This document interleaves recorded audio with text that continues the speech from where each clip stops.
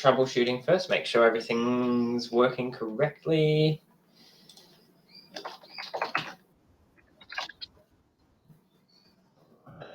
Perfect. So the stream is working. How do we get chat up again?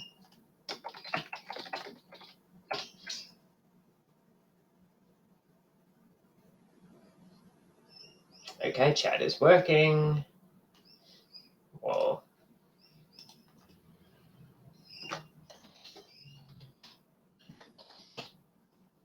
let's do some social media posting.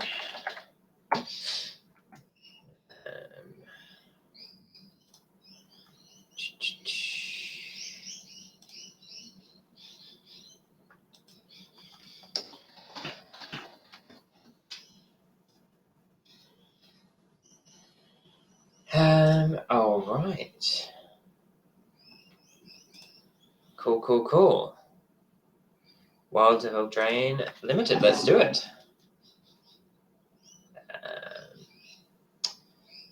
We'll do some Premier drafting.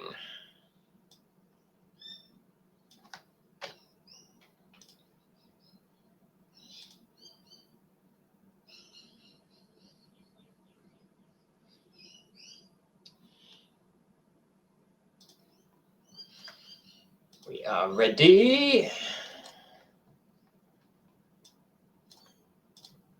All right, first Wild Devil Drain draft. Well, not first. I technically did one in paper at our Magic Mates event, but first arena online draft. Ready to rumble. So, from my experience, I'm sort of well versed in the commons and uncommons, and I briefly looked at the rares. For the pre-release, actually, I hadn't even looked at any of the rares, which is a bit of an experience. Normally, I'm a bit more prepared, but I was actually doing a lot of prep work for the Cube Arena Open, so I didn't really get to look at spoilers until a bit later. All right, we're into the draft. Let's see what our pack one pick one brings. We have pretty meh. I haven't quite figured out where this works. The Raging Battle Mouse also, I think, is pretty under. It's like just a sort of C+ level card. There is Candy Grapple, which is if not the best common in the set, and black is very strong. Although, if arena drafters know what's going on, which is probably not true, they'll know that black is probably the strongest color at the moment, or at least considered to be. There's also Bitter Chill, another very good removal spell. Theoretically, I don't quite know how these two compare, but black is head and shoulders for me above blue, so I'm going to take Candy Grapple first.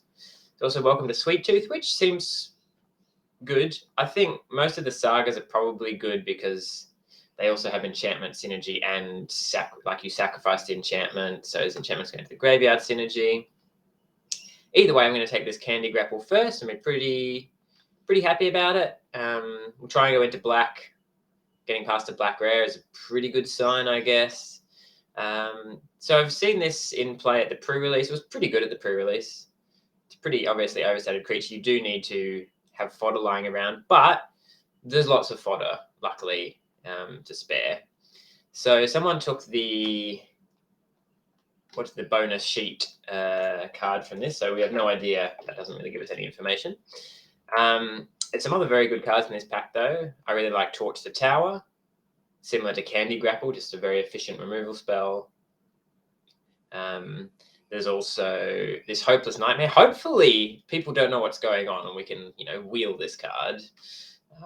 I think it's one of the top black commons, but it goes really well with, anything that you want to sacrifice stuff with. There's also the Sweet Tooth Witch and the Scream Puff, which are fine cards. So yeah, happy to take this black rare, stay with black, and see if we can wheel a few underrated black cards.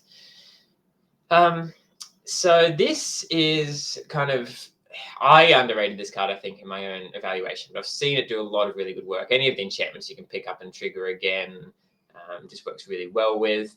In terms of black cards, we're looking at a pretty clunky removal spell and a C-level kind of 2-for-1-ish card. There's also this Knight of Doves, which is kind of interesting. I think it's between the Knight of Doves, the Fell Horseman, and the Stockpiling Celebrant at this point. Kind of curious to try this Knight of Doves. I mean, I'm sort of leaning to be green anyway. Look, it's an uncommon. I'll take it. I'm not sure if it's the best card in the pack or anything. Probably not. But I'm leaning to being, some kind of black-white deck. And it's possible that the uncommon gets taken. Like, I think probably for the deck, the 3-mana 3/2 that picked something up was probably better. But I guess we'll find out. So this next pack has a Financier. Haven't had any experience with this card. It looked pretty decent, but like just on paper, but I haven't actually seen how it plays out. Like obviously having extra stuff around the sacrifice is pretty nice.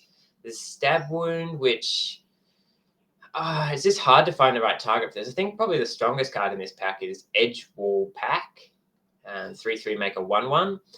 But I think I'm going to take Feed the Cauldron.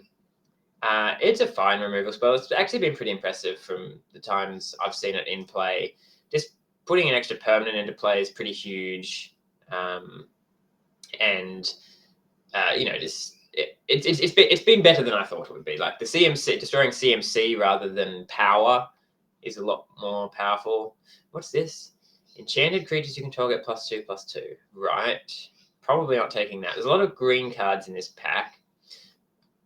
I could theoretically be considering green, but there's also just this Shatter the Oath, which I'm fairly confident I'm going to be black. So I'll take this black card and, just kind of cut off black a little bit more. So I'm not sure how to evaluate this card. Could be okay. I mean, there's also there's some strong green cards in this pack. Let's just say that. I don't think the white rare is just so hard to make it actually work. So there's a Sweet Tooth Witch here. Also, Break the Spell, which I am pretty high on. Like, it's 1 mana. You kind of, if you have a couple of rolls, then suddenly this card is just you can... it's good. It's good in combat against their rolls. You draw a card. It's a good catch-all against just some of the busted enchantments that are in the enchantment slot. So I think the floor on it is pretty high, right? Like you're basically, you can always you can cycle it most of the time. I mean, maybe you're not super happy to cycle it, but I think it's pretty good. All right, so here we have Vampiric Rites, which is pretty good with rats. We have Tanglespan Lookout, which is just clearly the best card in the pack. So Warehouse Tabby, which kind of goes with this theme of putting stuff together. There's Archon's Glory, which is also a pretty good card. Green has seemed pretty open, though. I'm going to take this Tanglespan Lookout.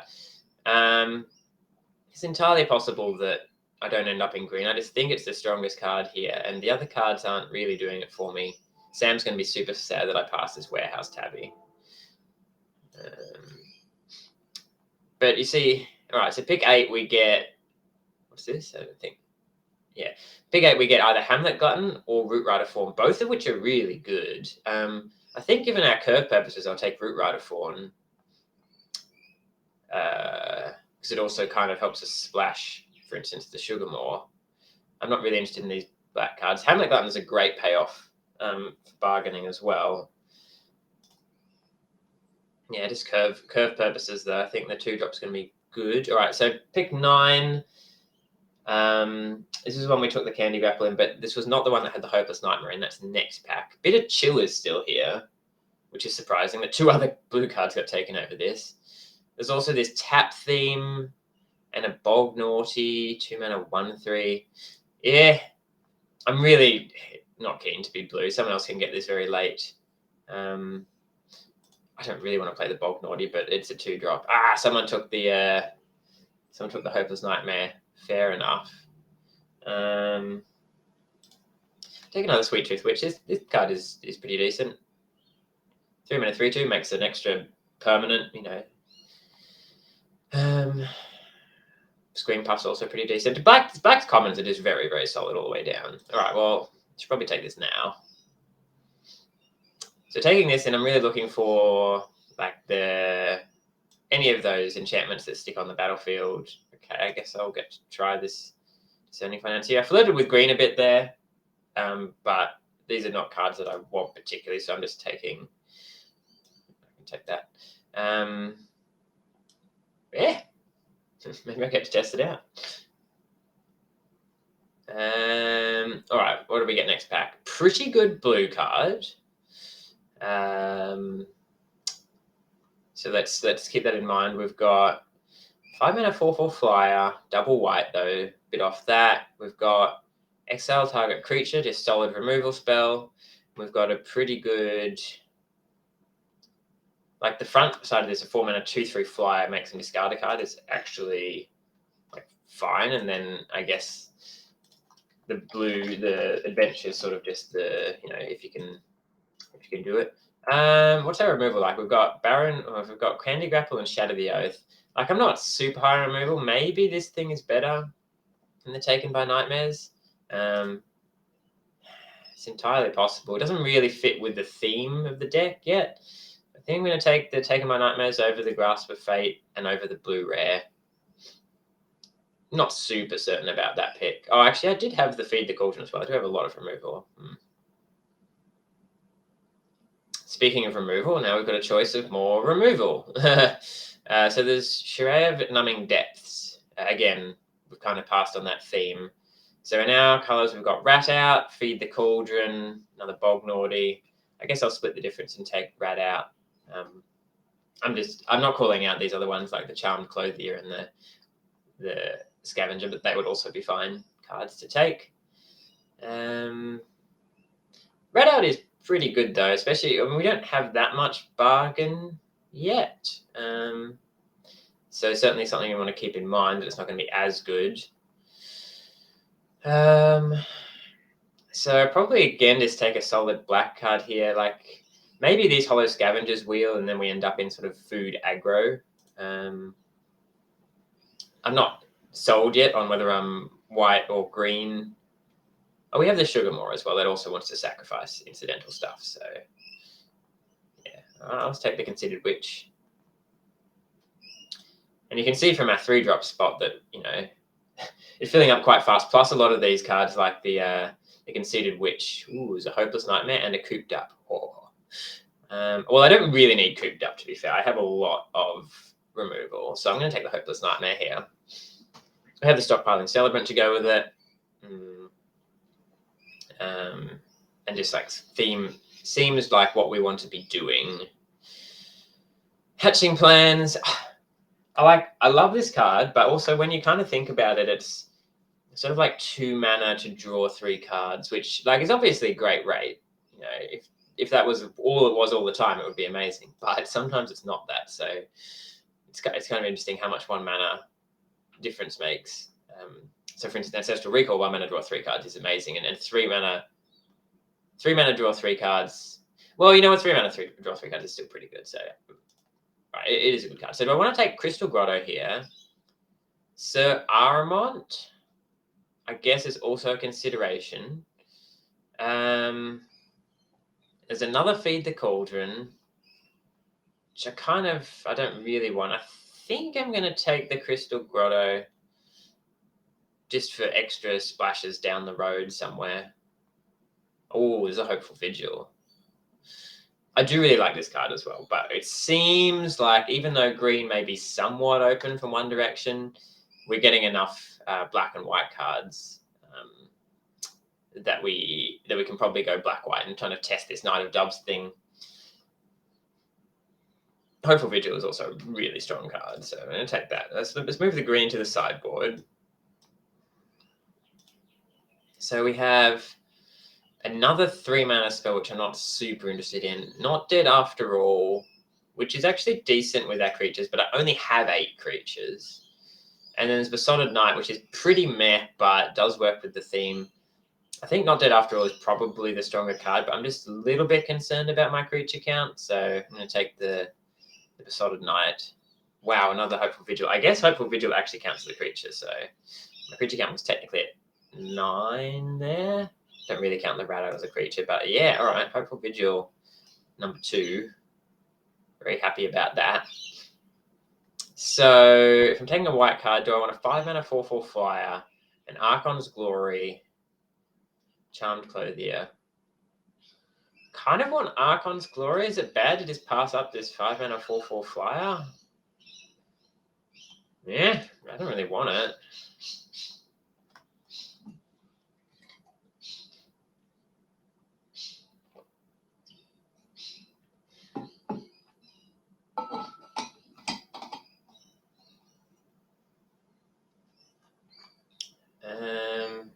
Well, we did wheel these, but I guess now I'm just taking this. See, like, how much of a difference is there between this and the 4/4 flyer?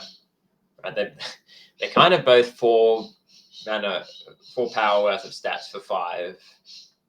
This might even be better in my deck because it makes a roll token. All right, well, that card's going pretty late.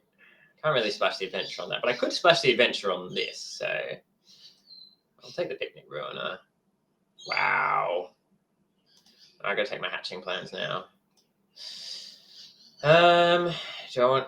I guess I'll take a 2-drop. I mean, this card is fine, but again, might need it for curve. Ooh, we got a good one. Spellbook Vendor makes enchantments that you can then sort of put to the graveyard if you want. I do love Edgewall in as well, but don't actually have that many adventures, so strangely this card is not that great here. Hoping to wheel something like, well, there's a black card in this pack. I'll probably wheel one of those. I don't think this is very good, but this is the deck for it, I guess. Spellbook Vendor, easy Spellbook Vendor here. So here we have Knightly Valor, which is pretty expensive. Not high on it. There's Evolving Wilds, Totentans, which is not really worth splashing. The Butcher. I mean, all of these modes are fine, and it is a 3-mana 2/3. I don't really need the fixing. I'm not actually splashing at the moment, so I think I guess I'll just take this Butcher. Like, it's a pretty good rate. 3-mana 2/3, make a 1/1. It's already pretty good, even if the 1/1 can't block. And then the other abilities sometimes relevant. Necropotence. All right, can I take back what I said about fixing? Wow. All right. Well, if we get past it, we'll play it. I mean, other good cards in this pack include Back for Seconds. This card looks very strong. I guess this also fits in with the theme. Yeah. But look, we've got to try this Busto card here. Yeah, so the white is good that it's a light splash. Oh, okay, so now we could take it back for seconds, but there's also a Shrouded Shepherd, which I think is actually premium. Even on color for us, so yeah, great. We'll take that. Probably wheel this thing if we want another 2-drop. So now I'm kind of interested in a bit more fixing. If it's easy, there's a Conceited Witch. Interference. Scarecrow Guide is not really the fixing that I want. Yeah, I'll just take another Witch. So I could play like 10, well, yeah, if I could pick up another Jewel then that would be nice, because I do really want to have about 10 sources for that. Evac April has joined. I'm going well. I'm sorry, but I don't know who that is, but we're drafting some Necropotence here. So do I want the Crystal Grotto or another Stockpiling Celebrant? The second Crystal Grotto is actually pretty poor. It's pretty hard to cast Necropotence off it. I'm not splashing anything else. So I guess I'll take another Stockpiling Celebrant, which is pretty good in this deck, even though the 3-drop spot is looking very chock-a-block.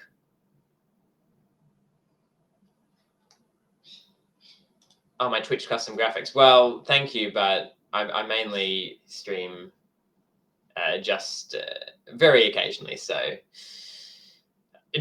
thank you for the offer, but it's more just for the experience than actually wanting to do anything particularly impressive with my stream. All right, Kellen's Lightblades versus Sugar Rush, another Sweet Witch, Return Triumphant. I don't really want any of these. Another Crystal Grotto. Yeah, look, I'm very unlikely to play any of these. Yeah, thank you. You too. Very unlikely to play any of these, so I'll just take the land because it's the most likely to make my deck. There's another Break the Spell, Dark Tutelage, no, Bitter Chill, maybe. The Whisper, maybe. If I was drafting for best of 3, then I've got Break the Spell on the sideboard now. I don't think I'm that hard up for a 2-drop, but I'm also not in the mood for the discard spell. Another Break the Spell or Shatter the Earth. Okay. Griffin, Airy, not gaining life, but I'm not playing the Protected Parents.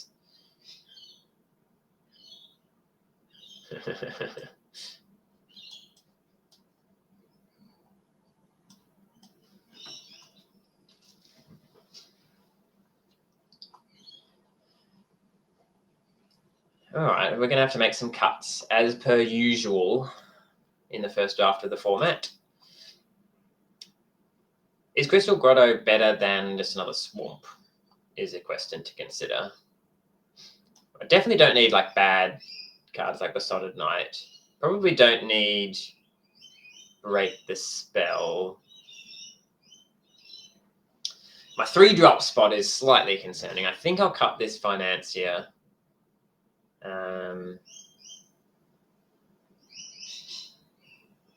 So,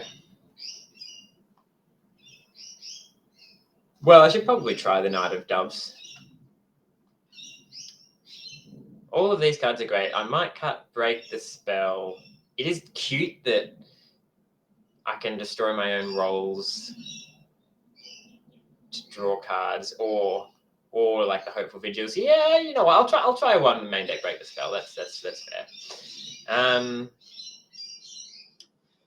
Barrow Naughty, 0 synergy, just something to put a roll on. I've got 1, 2, 3, 4. I've only got 4 cheap creatures. Otherwise, I guess 5 I could cast this on 2. I guess this doesn't have super good synergy in my deck, so I could probably at least cut 1. It's pretty medium. In my deck, I feel like this card might actually even be better. So I could cut more than 1. Like 5 drops. I probably don't need the Clothier. I think, yeah, I could probably cut that. Just like trying to cut down on the number of white.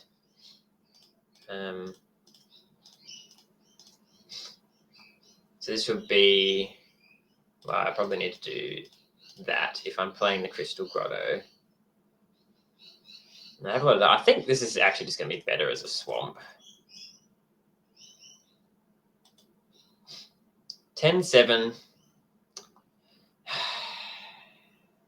Yeah, I guess 1 Evolving Wilds would have been kind of nice. Because I do sort of want to play my white spells early, but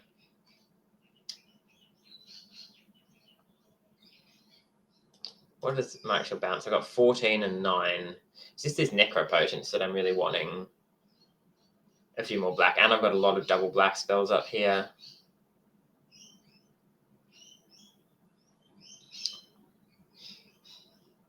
Yeah, look, let's try with 10-7. Like, obviously, kind of pains me to do a deck without the 8 white sources. But I've only got 1, 2, 3, 4, 5, 6, 7, 8, 9. Break the Spell and Archon's Glory aren't even early plays. There are like 7 things I want to cast early, maybe 6. Should be able to get away with it.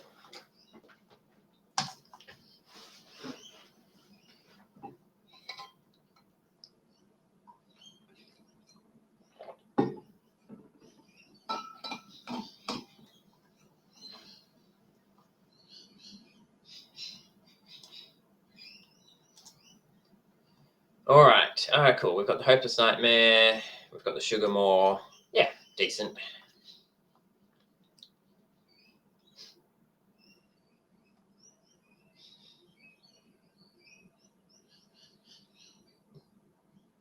Obviously, need a few lands to get there.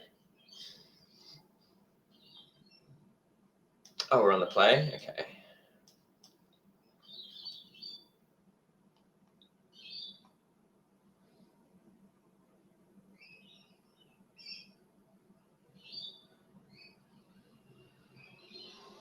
Discarded the Genealogist. Crystal Grotto, turn 1. All right. That is not a land.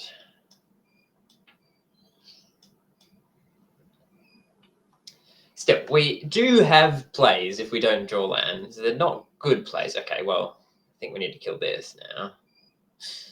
Ah, would have been nice to kill it with that. So I could attack and try and rat out, or just candy grapple. I think attacking and rat outing. Well, yeah, it's probably better. Then I can save. I mean, they're probably not going to block anyway, but may as well give the option to use the rat out. It's just -3 it.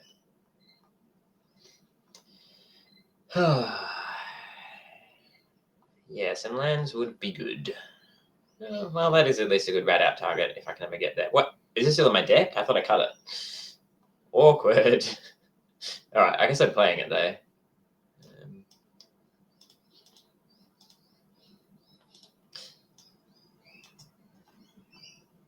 Okay, I'll have to consider whether or not I've got a better 2-drop than Baron Ordi in my deck somewhere. Unassuming the Sage. This seems like they're just doing rolls. So now this has whenever it attacks Scribe 1. I could feed it to the Cauldron. Yeah, that seems pretty good. Feed it to the Cauldron, then I can attack with both. Not missing Hexproof or, the Ward. No? All right.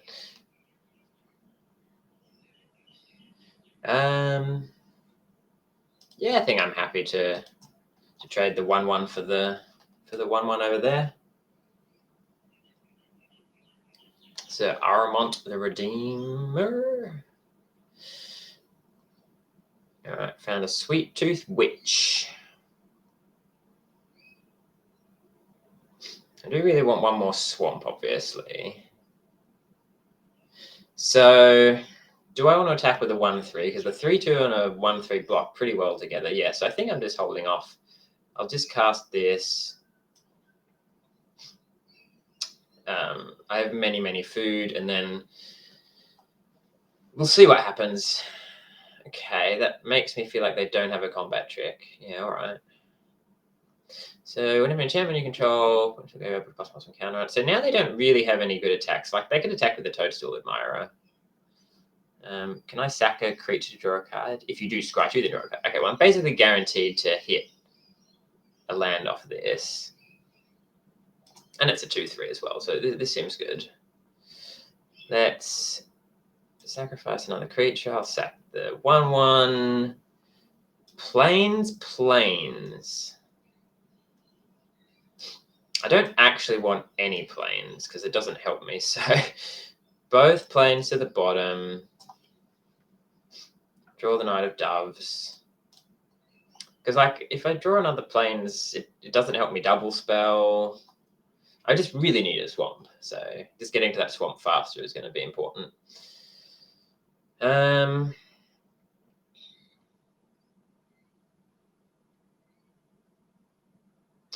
So this, you can put a +1/+1 counter on it, but yeah, there's no way to kill Sir Armont as well. So I think I'm going to block with this and this here. And then if they have a combat trick, maybe it is better just to block with all of them. Yeah, I think I just block with all of them. If it's like +1/+1 trample, I feel pretty stupid.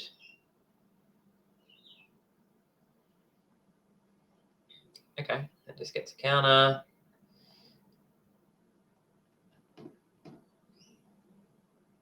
Stockpiling Celebrant. So this scries 2, another non-land permanent. So I can't get lands back.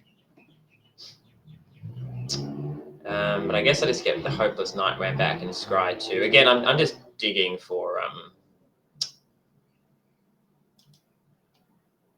swamps, which are probably my next one. Okay, well,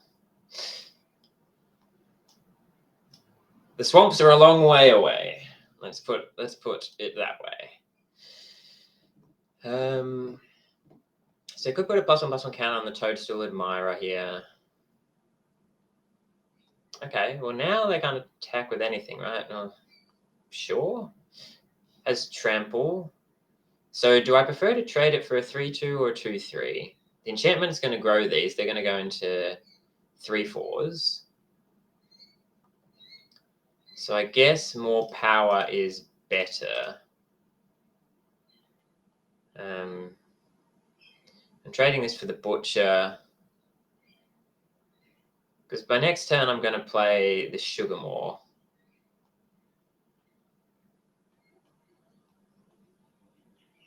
Yeah, I think the higher power is better.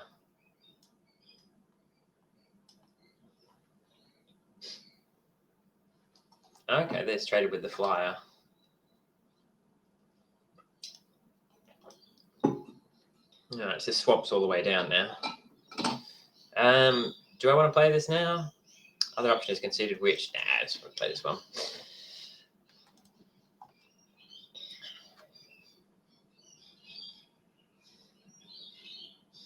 So their best draw here is probably like some kind of removal spell. Yeah, it's not bad. Gets to use all their mana. Still can't really attack.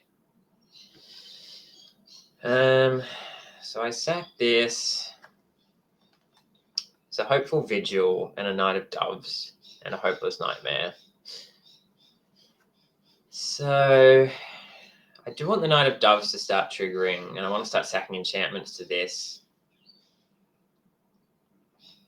I think I'll play the Knight of Doves and maybe the Conceited Witch to create a Wicked roll, which drains them, and then I can put it on the 2/3, which makes it relevant.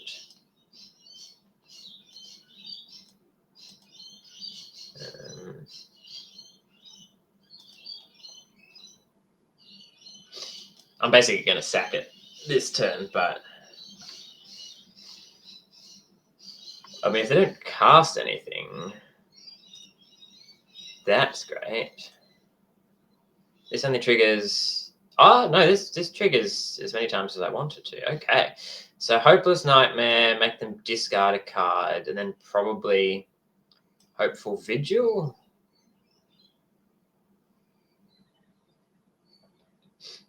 Because I can pick it up again, but getting them, I kind of want to sack that. I could also play Conceited Witch. Is there an attack with the Sugarmore here?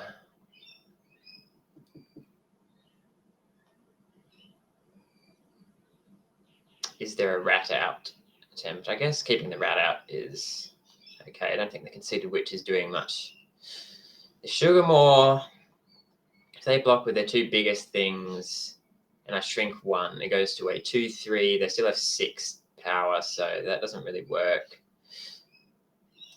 Yeah, I'm just going to win this with birds, I think. I mean, at some point, I will attack with the Sugarmore, just to trade it, so I don't have to keep. But actually, sacking the enchantments right now is sort of a benefit. Yeah. Okay. So now I sack the Hopeless Nightmare. Get another Knight of Doves trigger. Oh, this triggers. I scry 2. This is in my upkeep. Happy to draw 1 more land, I guess. What kind of roll does this have? +1/+1 trample. So this is a sorcery, but creates a wicked roll. That seems good. Unless they draw something ridiculous that I need to counter, but now If I do that and I get a wicked roll on the Sugarmore,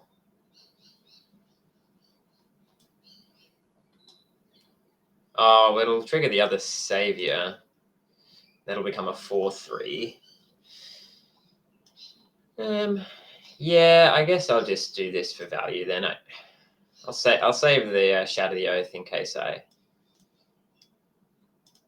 need it.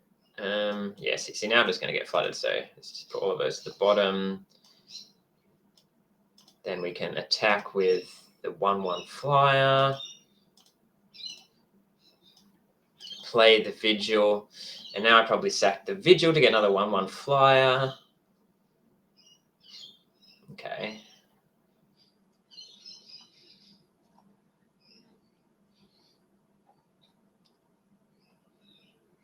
Sack the Vigil.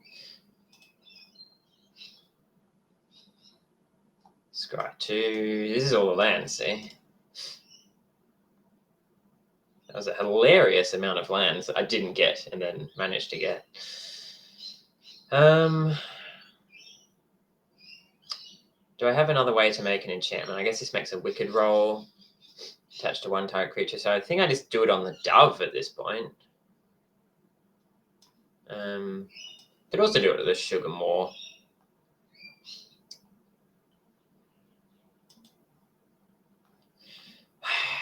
So they would have a 4/3 and 2/4/3. Sorry. No, that'll be a 4/5. Yeah, just do it on the Dove.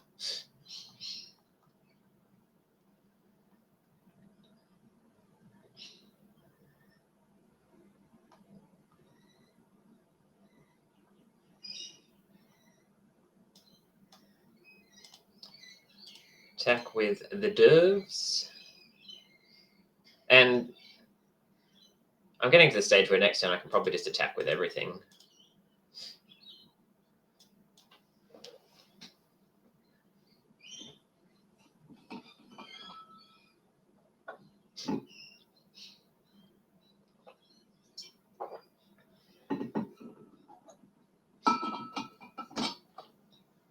Okay.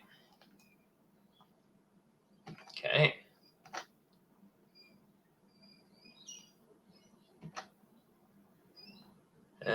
So I'll now sacrifice the Wicked roll.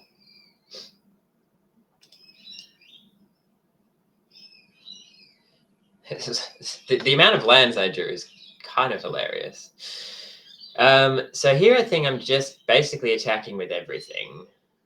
They have 4 blockers on the ground. So my 4 biggest things, 1, 2, 3, 4, which means I'm getting through for 3, 4, 5. Yeah. All right. One of them has Menace. 2 of them have Vigilance.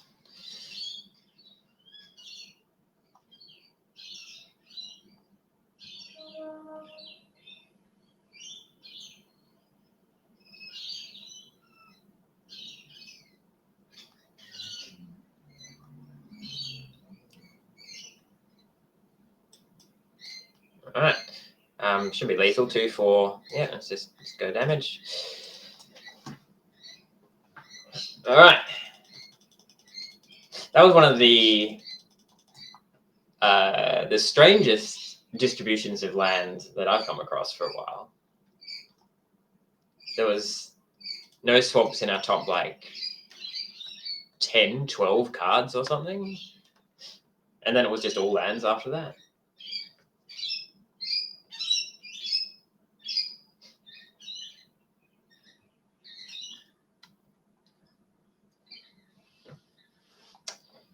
Okay, cool. Got my Hopeful Vigil. And I break the spell in case they play a... Who's on the play? I guess me. In case they play a turn 1 enchantment that I want to destroy.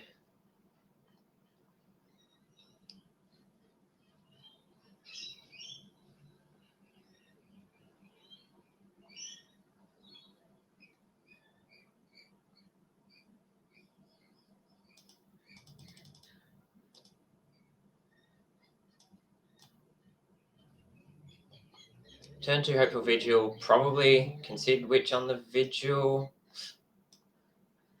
I guess we'll see what happens.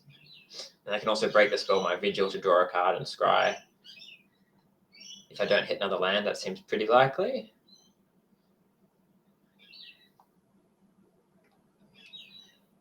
Tough cookie. It says Vigilance as well. Oh, forgot that this is in my deck again. So you can turn that into a food. Do I want to give them the option of trading? Or cast this? And again, I've also got Archon's Glory, so it's not even really a trade.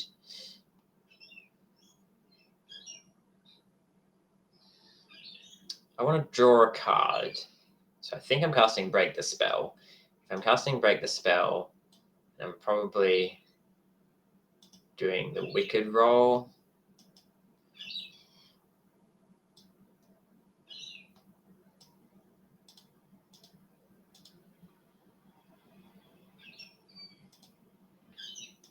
And Break the Spell. If a permanent you controlled or a token was destroyed this way, yeah. So permanent I controlled. So I destroy this. I draw a card. Then I scry 2. Kind of awkward how that works out. So I do miss the land drop.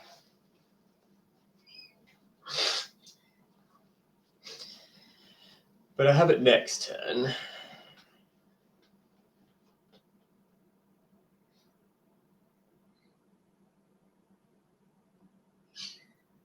Question is, do I go for the value by running out like the Knight of Doves? What's this do? Another artifact went to graveyard from the battlefield. Okay. So I could play Butcher, Knight of Doves, Baron Ordi, Candy Grapple, or Conceited Witch here. I think I play Knight of Doves and attack with the Knight. Because then if it goes to the graveyard, so if they block with Sir Ginger, then I get a bird.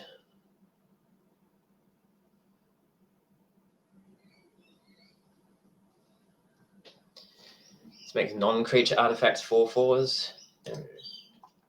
And you also scry 1. Okay.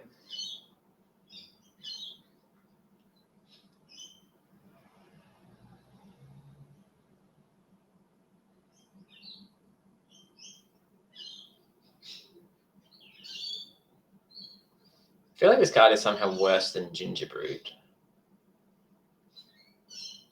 Attack with Tough Cookie. So there's +1/+1 tricks and there's -1/-1 tricks. The thing is, I don't actually feel that bad if my knight dies, so kind of okay just to trade it for something, I think. Yeah, I mean, like, now we trade. Unless they have another one, I guess. Oh, they've got that and a rat out. I mean, even then, like, I get a bird, I drain them, you know, it's not that bad. They get a rat. So here, I can play the Butcher or the Witch.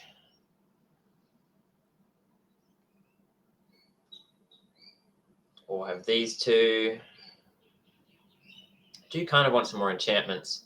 What's my plan to block the Tough Cookie next turn? I guess I want to double block it. Then I've got Archon's Glory.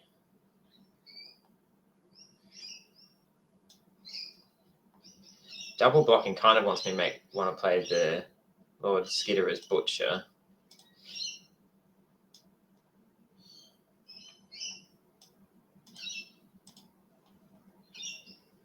And make a rat.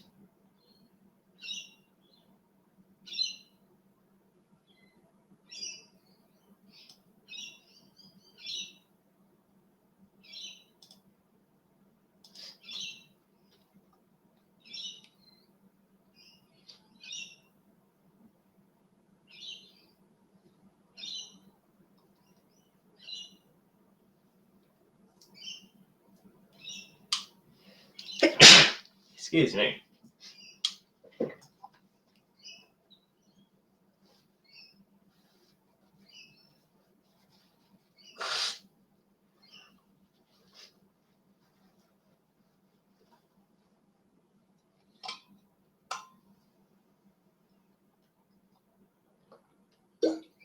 Hamlet Glutton. All right, that's pretty decent. What does this give? -5, so I can't actually even stop that. Yeah, that's going to be hard to deal with.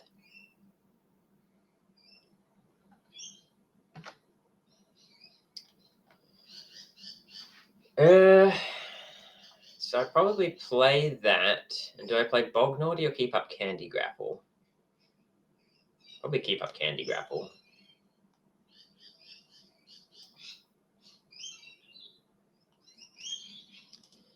Attack with the bird.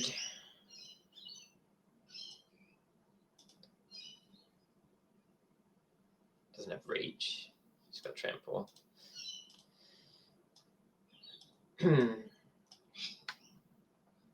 So I'm kind of priced into casting Candy Grapple this turn if I leave it up, but I sort of need to kill this Hamlet Glutton. I think I'm just going to -5 it and block.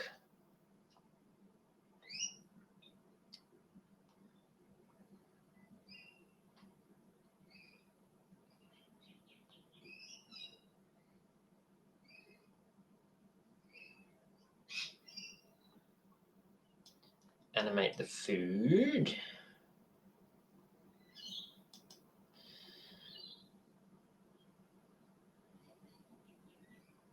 Block with those two.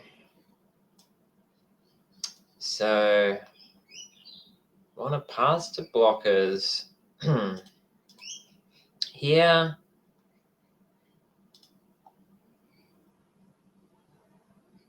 Here. I'm going to -5 but I think here, well, it's the value of the 1/1 this game.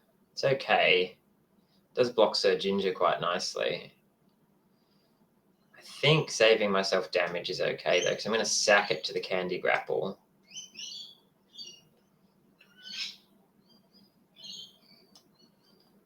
And hopefully they don't have a hexproof trick. If they have a hexproof trick, I'm kind of doomed. Cast it with bargain.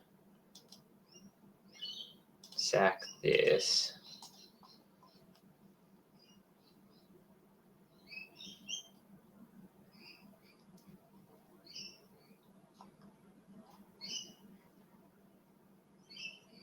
What's this do?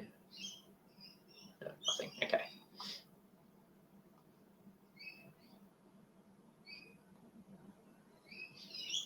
There's Necropotions. So I think I'd want to cast Devouring Sugarmore.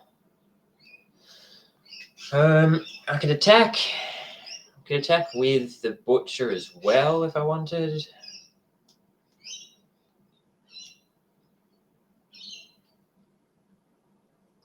So it would trade, and then this would become a... Oh, this is non-creature artifact. Yeah, I think attacking with the Butcher is actually fine here.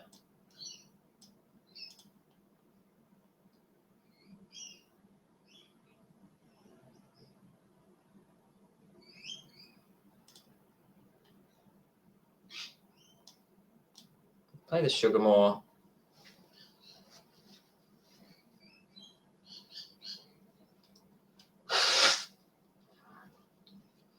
Keeping my life total high for Necro seems quite good.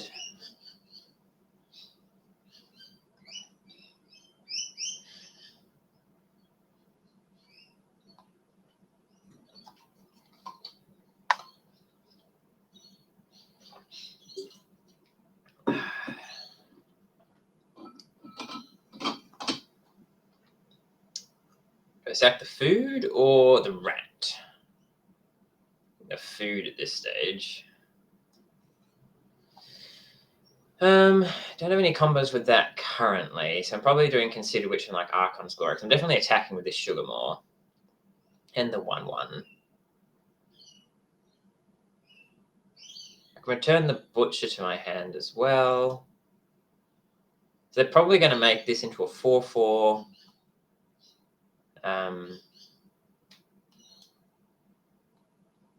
If I just give this flying and lifelink, doesn't quite win the game, so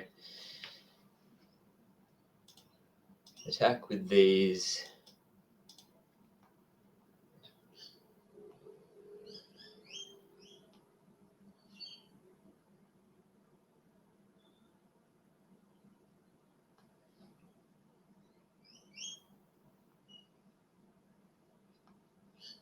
Then again, okay, they just double block. Okay. Interesting. Yeah, I think I let this happen because they have mana open.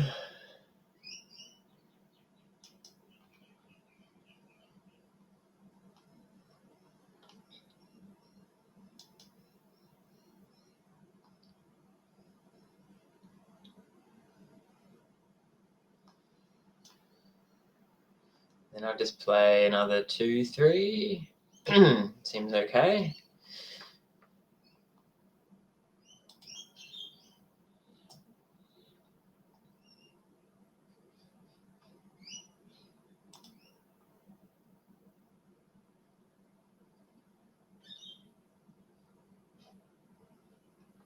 Because if I want next turn, I can pick the Conceited Witch up and then cast the enchantment side of it. Cast the adventure side.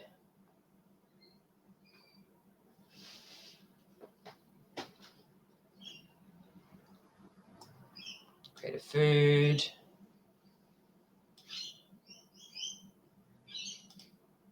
So Ginger's getting pretty burly.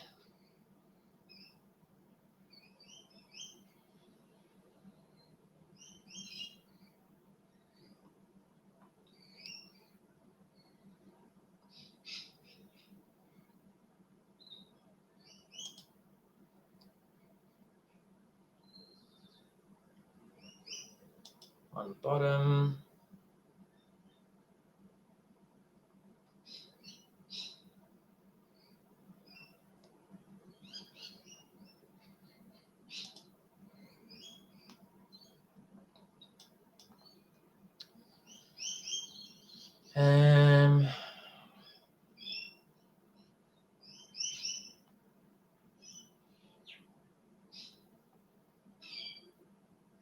I wonder if I'm just about to run out Necropotence and draw a bunch of cards.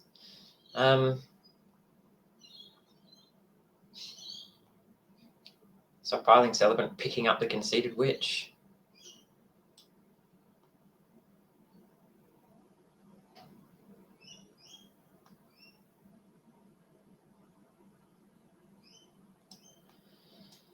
Yeah, I guess it's a fine play. Guess I'll play the land first in case they have some kind of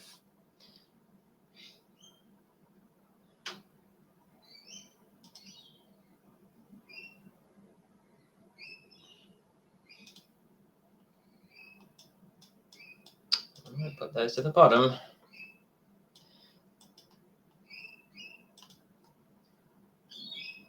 We'll go for a wicked roll on the Dove.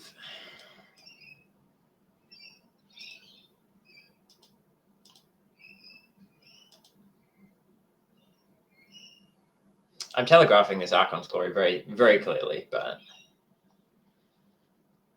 what can you do?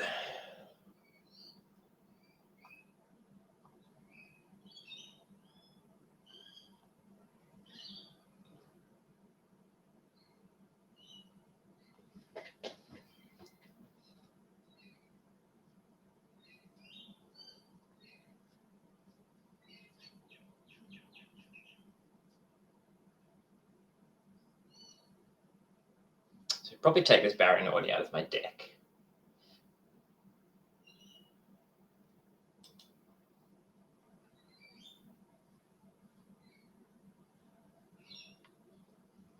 If they attack with Sir Ginger, I guess I just trade it for Celebrant and Butcher.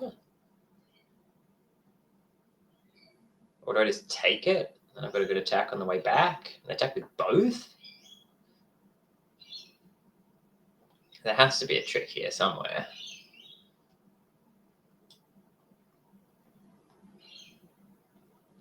Unless they just want to get the Greta back with a reanimation spell or something.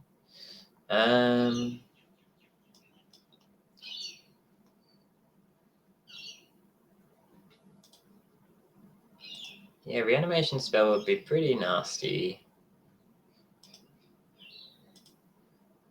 Guess we'll block here and see what happens. I think that's probably the best block, but yeah, seems like a reanimate to me.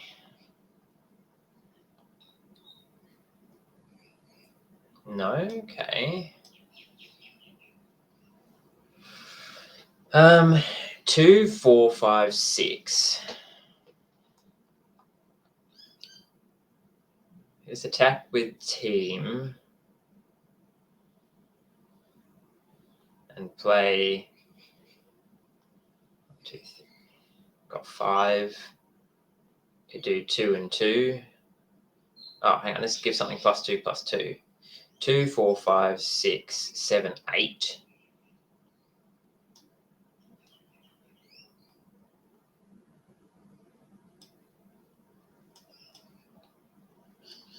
Oh, they don't think they have any response to this. So, all right. So then I can.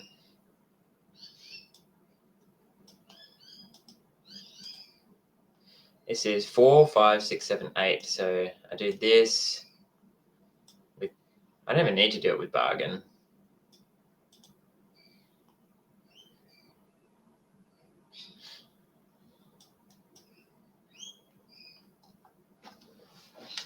Okay, well, that was a curious attack last turn then. Maybe they figured they weren't getting anywhere. Maybe it's because I'm just in gold tier. I don't know. All right, taking that Bognaughty out of my deck. Let's get in that sideboard.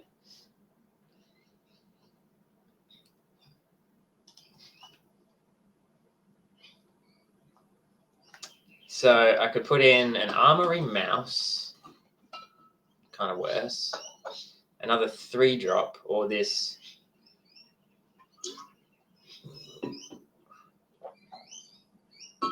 Or something like a Besotted Knight, just to make another roll.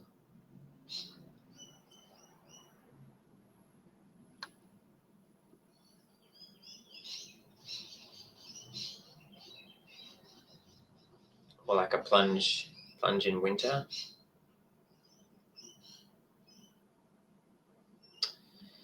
Oh, is it necessary to keep it in just as a 2-drop? It probably is. Okay, that's why it was in there after all. 2 mana, 1/3 flyer, no synergy.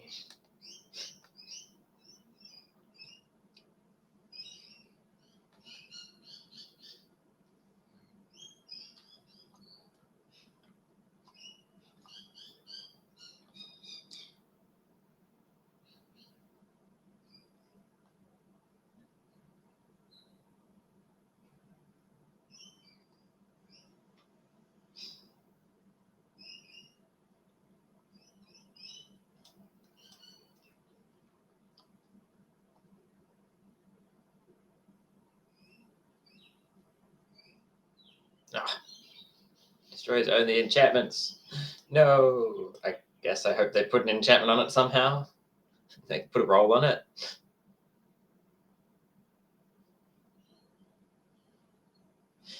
Do I play? Probably just play Hopeful Vigil next turn. All these things that I can't destroy. Hopeful Vigil. Yeah. Probably next turn, Sweet Tooth Witch.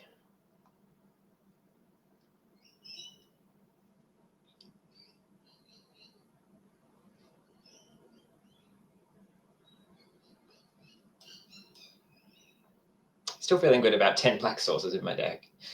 Yep. There's the Candy Grapple. Am I happy to trade this for the Hollow Scavenger? Yeah, I guess I am.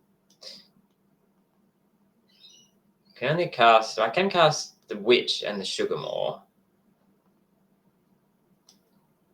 as well. I'm definitely attacking with this. Happy to trade it.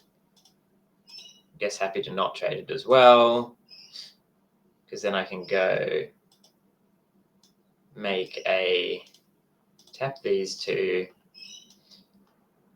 make a 1/1, and then make the 1/1 into a 2/2.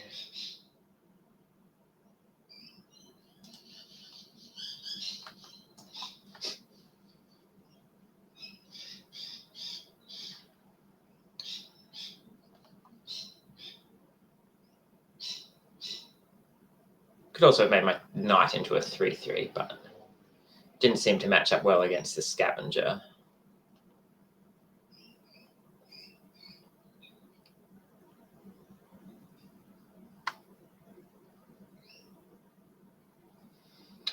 Once again, I'm on the lookout for black mana.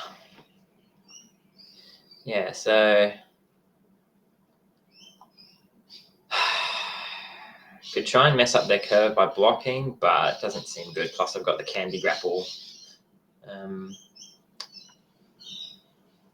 Candy Grapple trick potentially next turn, although also I'm constricted on mana.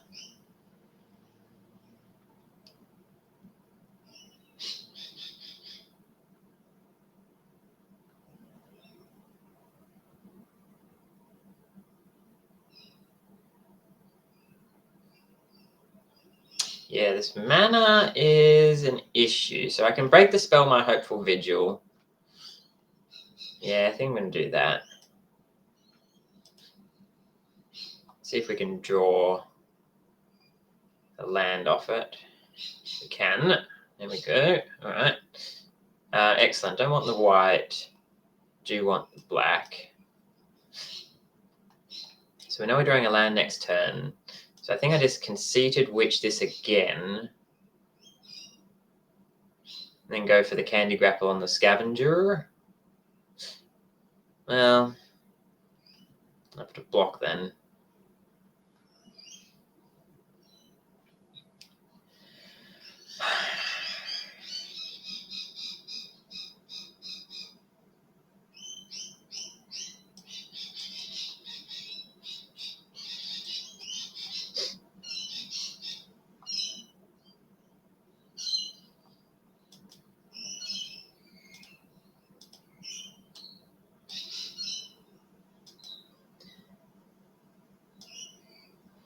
So it turns into a 5/4. So if I block and just Candy Grapple, it just trades for it.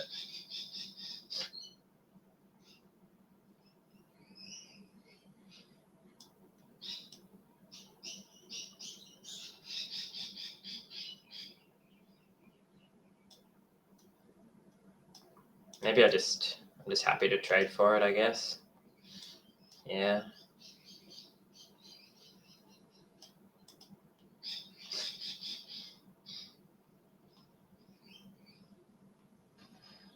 Because I don't have a way to deal with the Hamlet Glutton was my real concern. Yeah. Yes.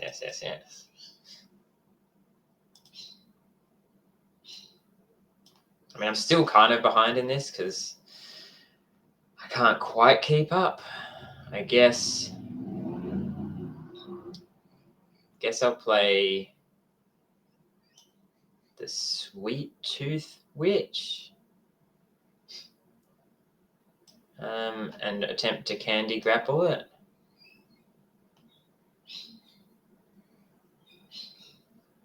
Because otherwise a fight spell just kind of cleans me up.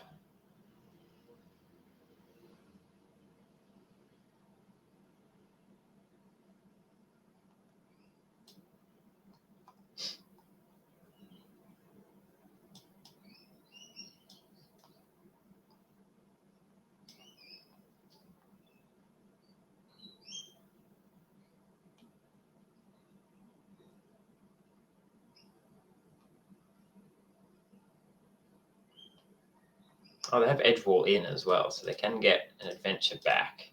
I missed that.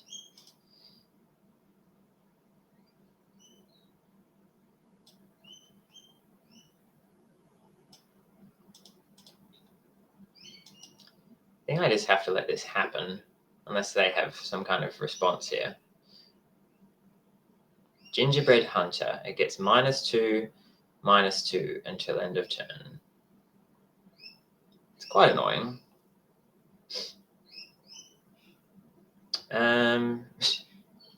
I guess the Conceited Witch still wouldn't have done anything. So I think I just take 7 here. Do I want to just sack a food?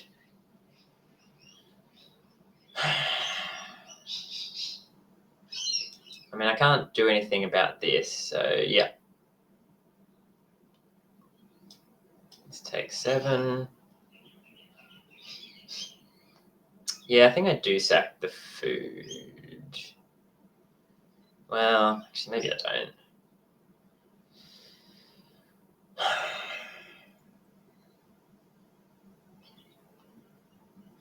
Got Necropotence, wants me to have a high life total.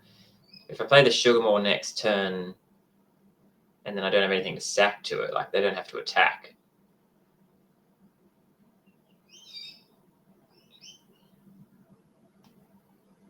Troublemaker Oof, okay. With Bargain? Oh, that's fine. Well, now I can definitely sack it. Okay, so now I do this. They have Gingerbread Hunter, and that's it. Thing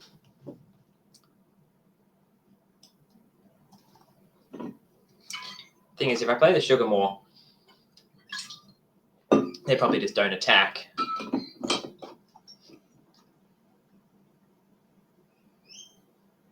Is there a world where I play 2 Conceited Witches? No, not really. All right, I guess I have to play this. I don't have to. So I could play 2 Conceited. I could play 1 Conceited Witch and do nothing, which is super suspicious. I think I just play the Sugarmore. Play the Sugarmore, and then they probably don't attack, or they just attack with the Gingerbrute. Play the 5/5. Yeah. That makes a food as well.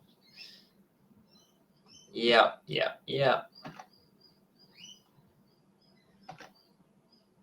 So I could kill that, but I think I just need to sack it to keep this thing around.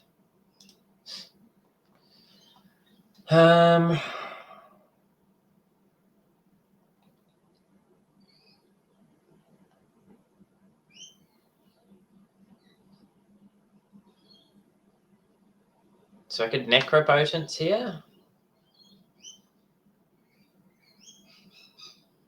So say I block that and I take 6, 8, 9. I'm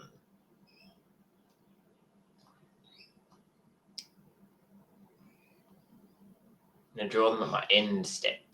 So this is basically going to tap no matter what happens here.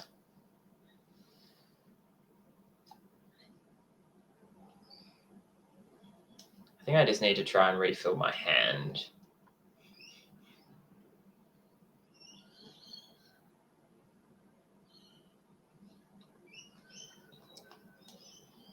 Is playing 2 Conceited Witches anything? Oh, I can Necropotence and I can sack it to the Sugarmore.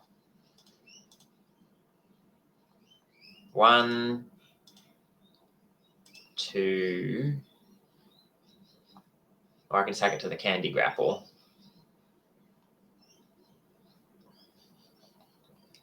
So if they attack with everything currently, that blocks that, that blocks that. I take 3. 3, 4.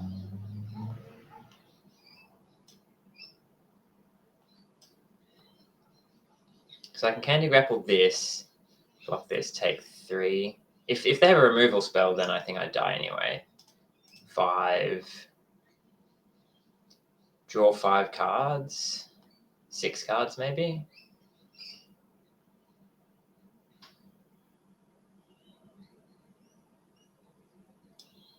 Let's go 5.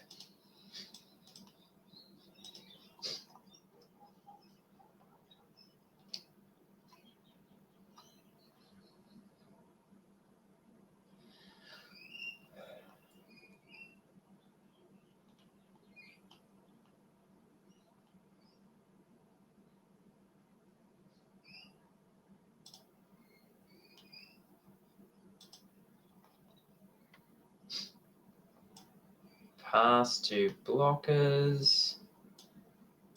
Block this here.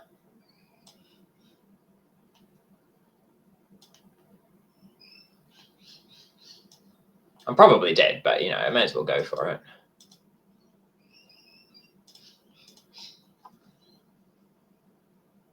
All they need is a pump spell. That'll do it. Still, it's quite good. If I go for that and they don't have it, then I've got a pretty good chance of coming back on the next turn.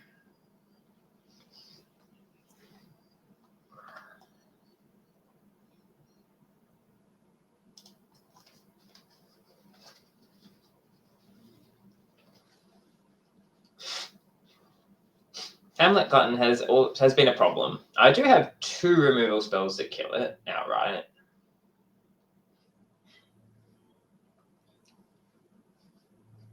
It does seem like the best thing for green to be doing is casting Hamlet Gluttons.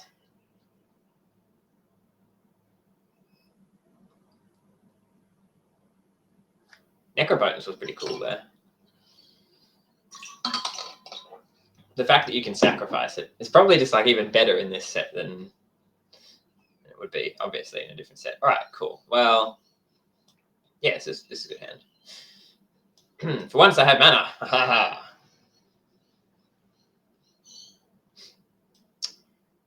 The Witch's Cottage. Okay.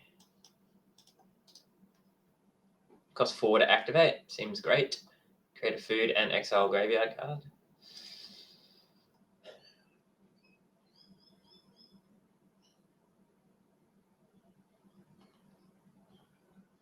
Troublemaker. Oof. All right. So I could play the Stockpiling Celebrant for 0 value. Or I could play the Conceited Witch as a blocker. Next turn, I'm probably casting the Devouring Sugarmaw.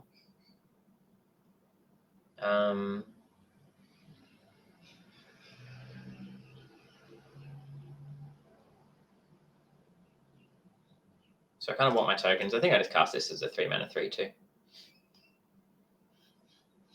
You may return.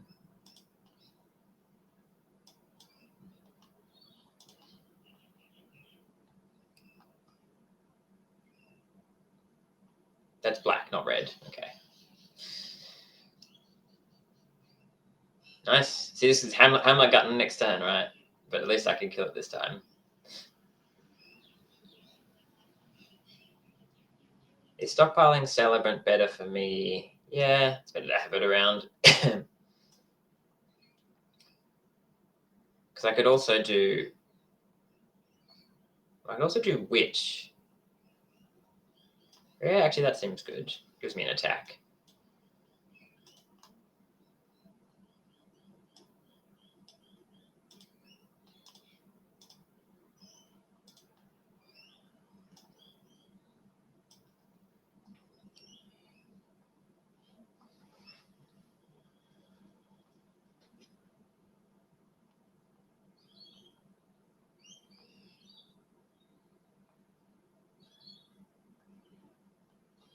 Here it is again. Everyone's in on the Hamlet Gutton tech. At least this time I have answers for it. So a Wicked roll, I think I just make it on the 1/1.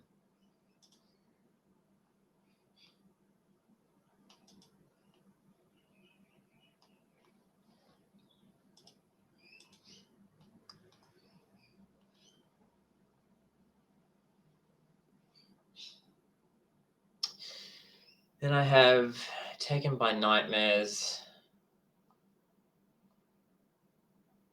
It's a follow-up. Okay. So I've only got 5 mana here. What can this do? Can tap something. I think I play my 4 mana spell and attack with this witch. It's got menace, right? Yeah.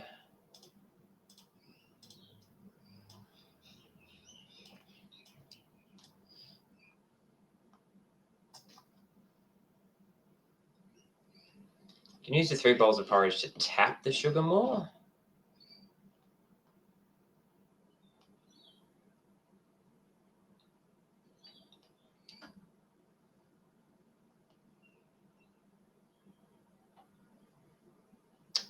Do I want to sacrifice something to it? If not, it taps. Kind of wastes their turn, right? If I don't sack anything to it. Nah, I'm still making a thing. Archon's Glory. Okay. Still can't quite... Well, I could double spell if I want Archon's Glory, but I probably want a Sweet Tooth Witch here.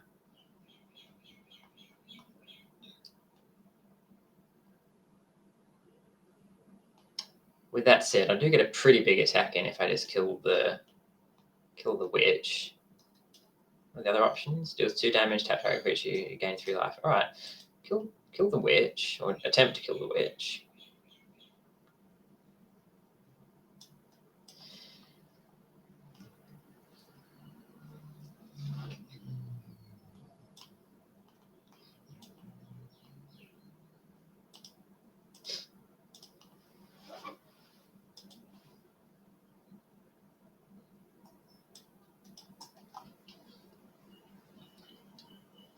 So the Sweet Tooth Witch can nug people for 2, so 1, 2, 3. Depending on how much food mana they leave up. Probably got lethal somewhere here. Yeah, I mean, I've got lethal anyway, so I can just sack the Wicked Roll as well.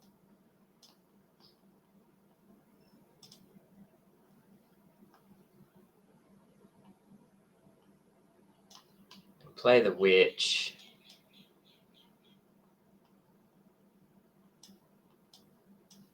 Give this Sugar Puff +2/+2 flying and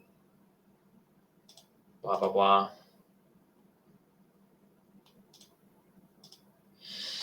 The Sugar Puff, the Sugar More, they've got a Sugar Puff.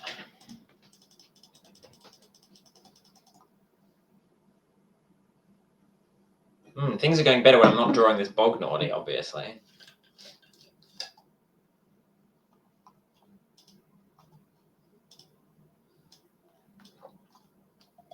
Have I had a chance to use my 2-drop rare yet? I don't think so.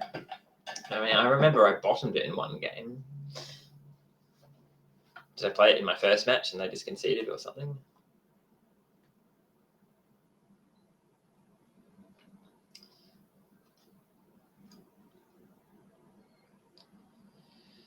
All right, here's the test. No 2-drop, no white, Necropotence, some fine 3-drops.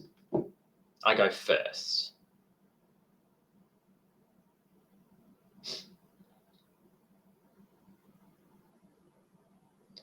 I think it's okay, right? I mean, I think it's okay. It's close, especially being on the play makes it a bit worse. And it's the 2-drop that we didn't want, but actually works out fine in this hand, especially if I draw a land. If I don't draw a land, it's not as good, obviously. Okay, don't think I drew a land. And they also have a rare, so I'm not feeling great about this this game, but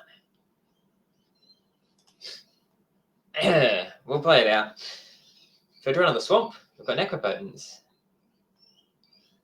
Not that Necropotence is actually very good in this hand, I just need lands. And I've got a lot of spells. This gives 2 +1/+1 counters. Nice, nice. Hopeful Vigil. Hopeful, but very far away.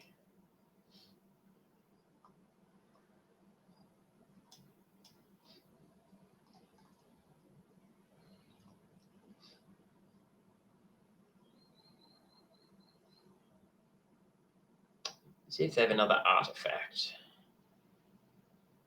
It's definitely going on the bottom. Take 4. Okay. Is the Conceited Witch better than the Sweet Tooth Witch here?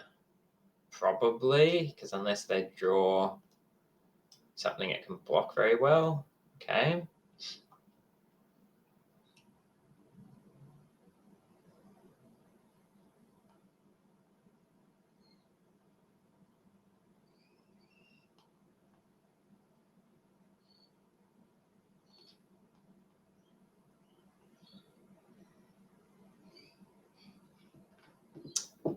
Not looking good this game because I need both like lands and a removal spell basically. If they have anything else for this Elvish Archivist, yeah, there you go. What does this do? You may spend mana to activate creatures. Creatures with +1/+1 counters on them have activated abilities. Exile type cards from the graveyard when a creature you cut. Put a +1/+1 counter on target creature you control. Okay.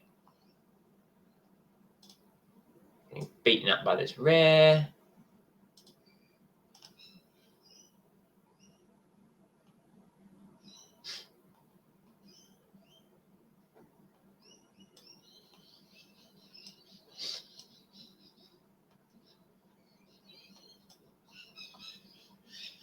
Boop, ba-doop, ba-doop, ba-doop, ba-doop, ba-doop, ba-doop, ba-doop.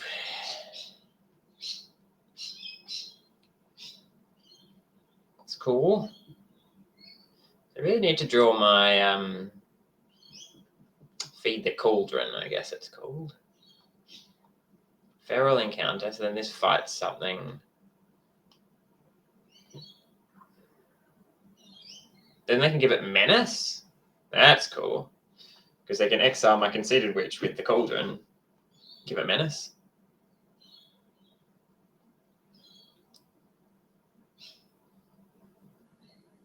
It's the beginning of combat or something, right? Nice.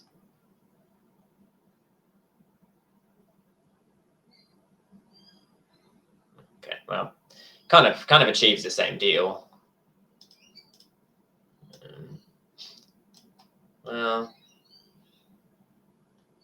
I think I just lose this game. Look, I mean, yeah, I block. Okay, the best block was I block Elvish Archivist,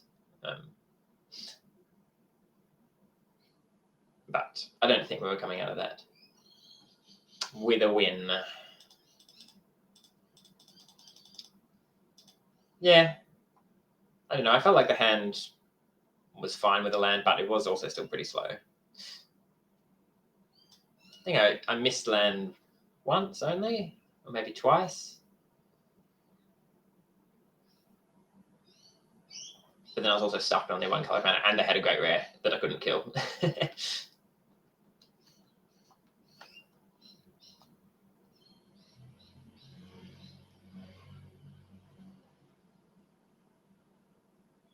Okay.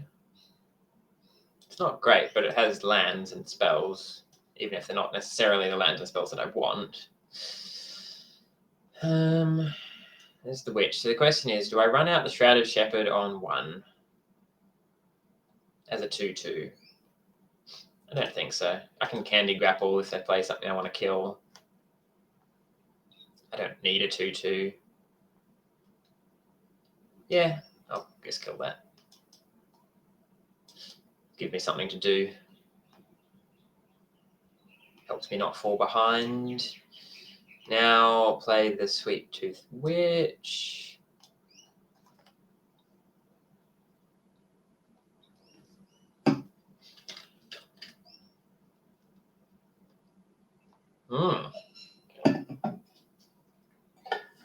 3/3 haste celebration thing.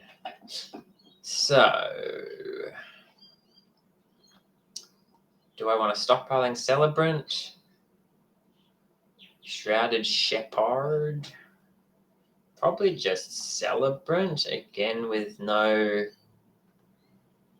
Oh, the Sky would be nice. Can I afford to pick the Sweet Tooth Witch up? Probably not.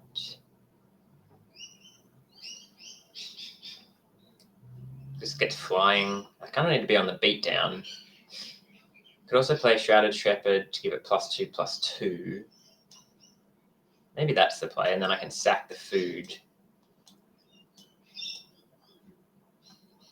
I think I need to be on the aggressive this time, and now I can pick up the Shrouded Shepherd next turn.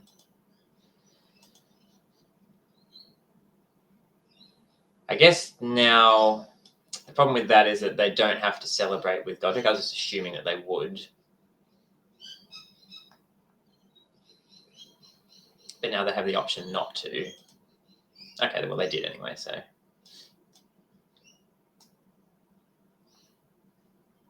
Haste. Okay, this is looking pretty nice. Pretty nice.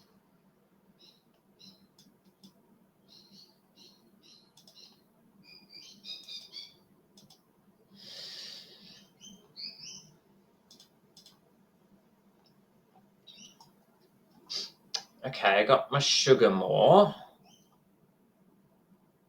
So I guess, am I just playing it? Ah, this is awkward.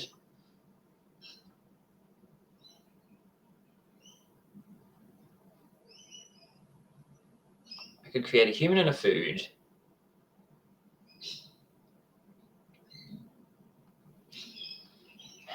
Can I really afford to race? Probably not. If I just stockpiling Celebrant, it's pretty awkward.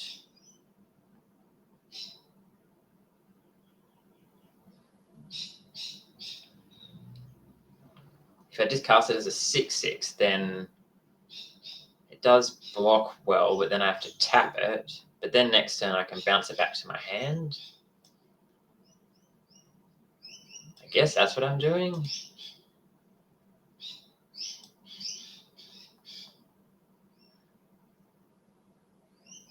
It's the most efficient use of my mana, unfortunately.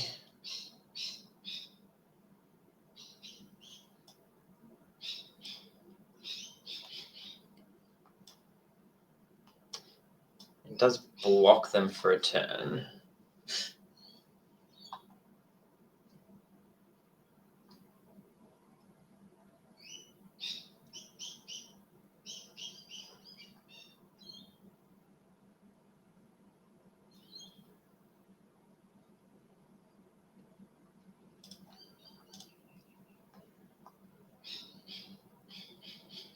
Nice, that's cool. Is a young hero. Wow. This deck is amazing. I'm just getting smashed by it. They have a removal spell for the Sugarmore as well. Oh, wow, I can't block? This is insane. Actually insane. I have to tap it. Wow. And this is haste coming down next turn. 4/4 with haste. I'm so dead. So I bounce the Sugarmore back to my hand, cast the other side of the Sugarmore.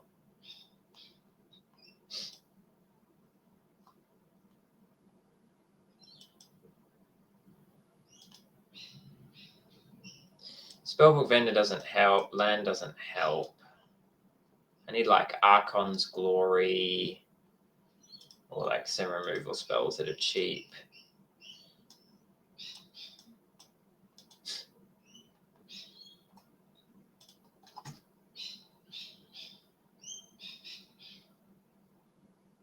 I mean, might just be dead this turn.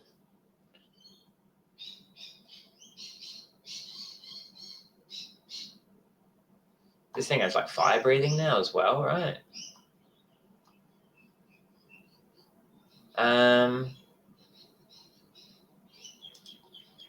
I guess I have to block this and this. The other option is I could block that there and block those two there, which leaves me with one creature around.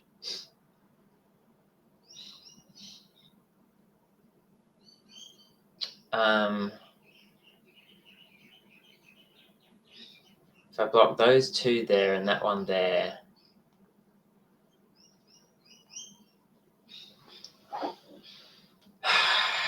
next turn I play the Sugarmore. I have have to hope that they don't have Celebration anymore.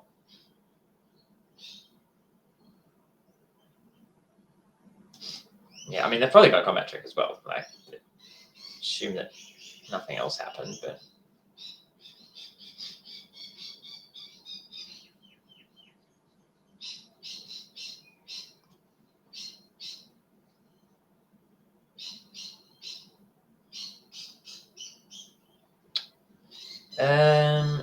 Break the spell. So I can break the spell on the young hero. I don't know what I could draw though.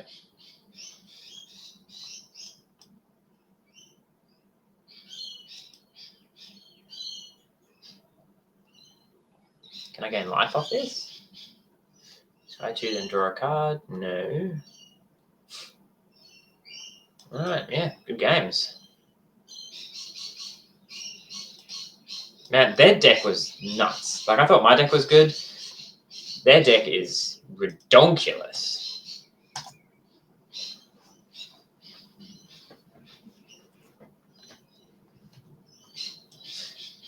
All right, well, I think we ended up 3-3, maybe? Or 4-3. Certainly, I mean, it's my. I normally do this when I do my first draft of the set. I think my deck's really good, and ended up 3-3. So it's like perfectly average. Let's save it. It's our first WOE draft. 3-3, black white. Black white. Well, we got to Necrobotans exactly once. We lost. But the promise was there. The potential was there. I'm going to take a break and then come back for the second draft.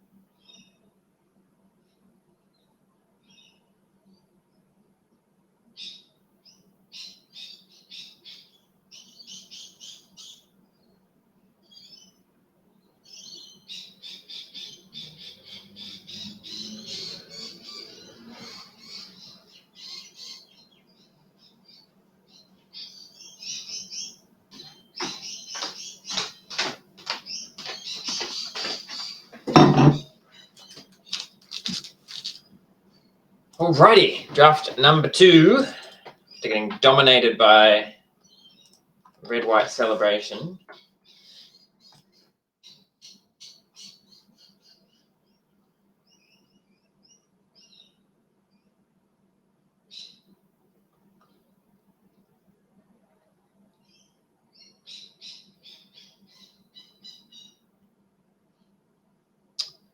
All right, we opened the Otter, which is pretty good. Just the adventure side's really good. The Otter side is whatever.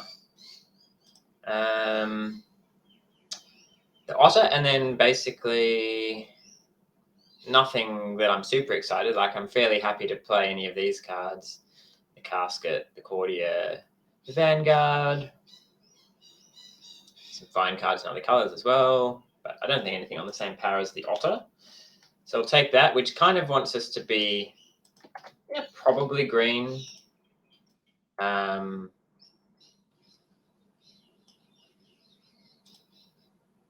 Could be multicolour good stuff as well. So there's the Party Crasher herself. She got dominated by Chancellor of Tails. That's pretty cute with the Otter. There's also 3 key green cards, I guess, in there. The Glutton, the Return from the Wilds, and the Fawn. Obviously, ramping is quite good with the adventure on this. Seems slightly fragile, but also very high upside.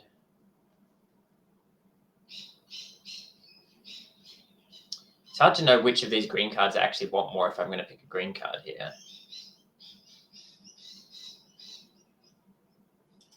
I'm going to take Fawn. It's pretty close. Curiosity. There's the Dragon.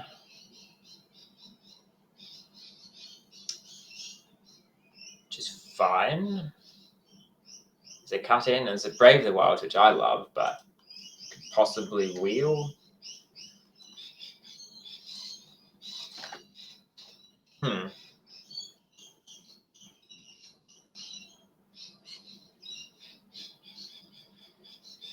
Guess I'm meant to take this Dragon. Like, the High Fair Negotiator's also really strong card if you're bargaining, but after this start, see, maybe it's just correct to take Brave the Wilds here. And I don't think I'm going to miss a 6-drop. You know what? I'm going to take Brave the Wilds with it. We've only got one more draft, probably. Let's do something green.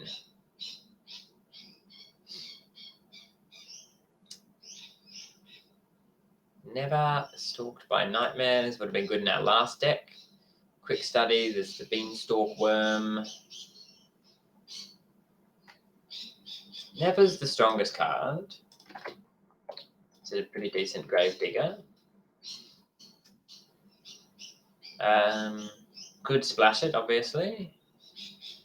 Creature or enchantment. Or I could take a Beanstalk Worm, which kind of goes with our theme.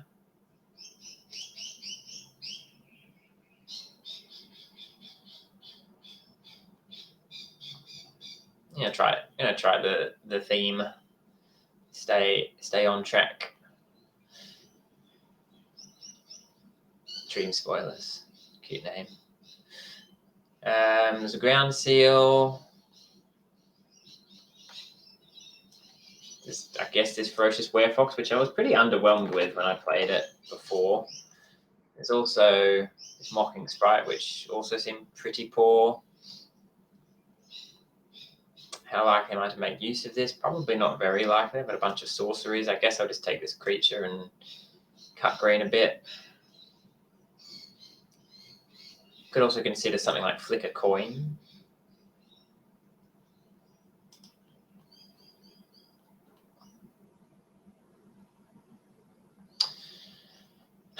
So there's a Griffin Airy. I think I was going to take a second Brave the Wilds. Now I'm really looking for fodder and just so bargain fodder that's nice and easy to get, and also powerful cards that I can splash, I guess.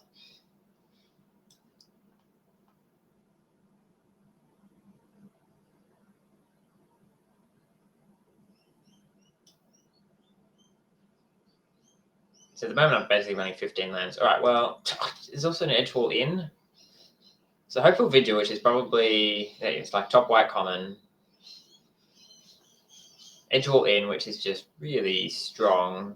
I've got 3 adventure cards. Yeah, I think I take Edgewall Inn, even though Hopeful Vigil is so good. It's so good to sacrifice too, as well but Edgewall Inn just keeps me so open and flexible. That's an interesting point there. Torch the Tower.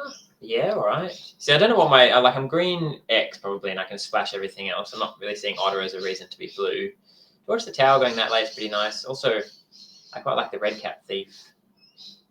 But this kind of deck wants cheap interaction pretty badly. So Troublemaker Oof, which again, like I'm running into bargain excess here.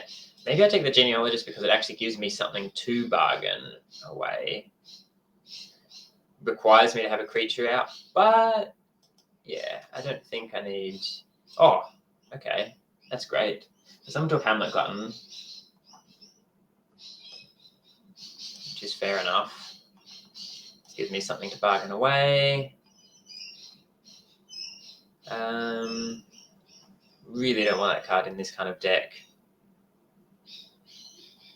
This card could be okay. I don't think I want the Sprite.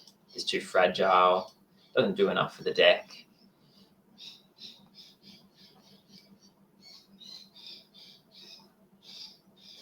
So unsure what the second color is. Could be red.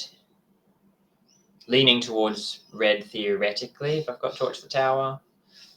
But also I'm going to prioritize anything that makes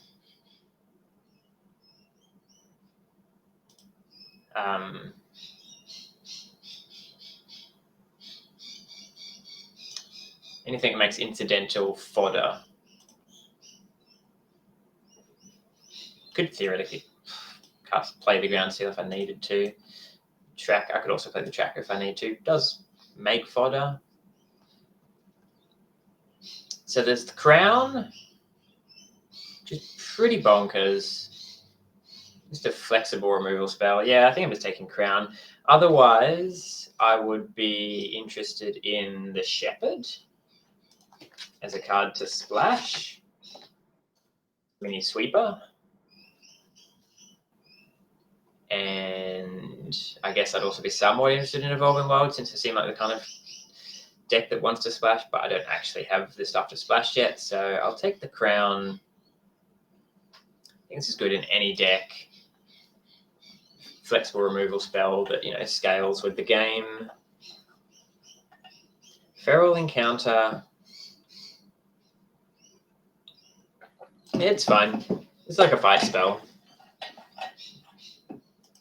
I think it's slightly better than the other stuff here. Hopefully this Red Cap Thief or like one of the green cards wheels.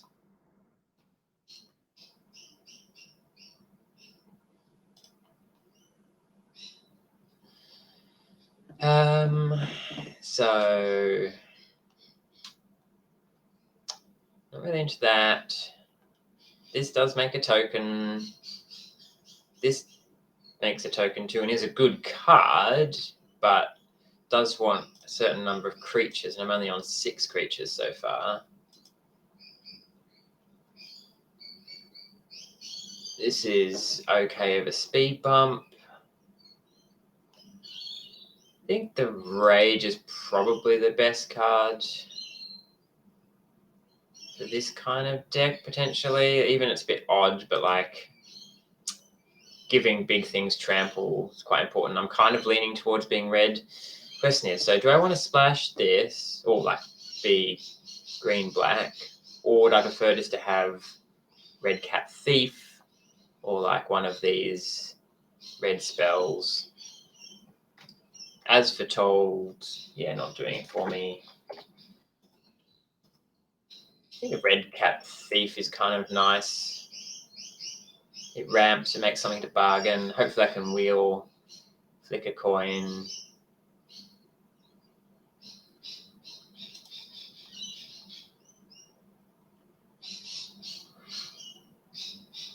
What's this one? Oh, Soul Guide Lantern. Double black is pretty far off what we're doing. Grabby Giant, 2 mana, make a treasure, would be fine. Also gives us something to do in the late game. It would be fine. Each opponent discards a card. Would also be fine. I think I'm happy with either of these. I think the upside on the Coven is slightly higher than the Grabby Giant, but I just feel like the Grabby Giant is somewhat replaceable. So I don't really mind if I don't play. Like, this is probably going to end up in my board, but I know that it's here. If I want it, Frantic Firebolt, more of the blue-red spells, payoff. I'll just take another Root Rider Fawn here. Hatching Plans, versus Evolving Wilds. Well, I was saying that I needed things to bargain away. Hatching Plans is a good one to bargain away. Curse of the Werefox as well. Don't really have many big creatures that that's okay with. I want to try some Hatching Plans. Let's hatch some plans. Utopia Sprawl. I think this card is pretty good. I want to be a high forest count anyway. Gingerbroot's good. Vintage Worm, like lots of these, all of these cards are pretty good. There's no red cards here, which is somewhat concerning. But the fact that Utopia Sprawl I can also bargain away, I think gives it the icing on the cake. Cut-in's fine. Better in an aggressive deck, I think, than in a controlling deck, which is what this wants to be. So I'm happy to take Evolving Wilds over it. Did wheel both of these things. One makes a food, one makes a treasure.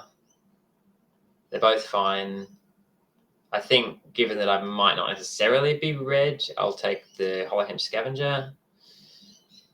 So now I can take a 2-drop or a red card, or I guess this blue card. Kind of concerned about my 2s, so I'll just take a blocker. Flicker Coin did come around. I'm pretty happy to play that. Soul Guide Lantern for the board. And that. We got another rare. We got the Horned Lock Whale, which is a very good card. I don't really want to be splashing the red, but it is possible I just cut red. I don't have that many red cards. Second Hatching Plan is not really where I want to be. Gingerbread Hunter would be neat, but not necessary. I think none of them are on power level with the Lock Whale, so I'll take the Lock Whale. And then maybe I'm blue-green and don't splash any of this currently.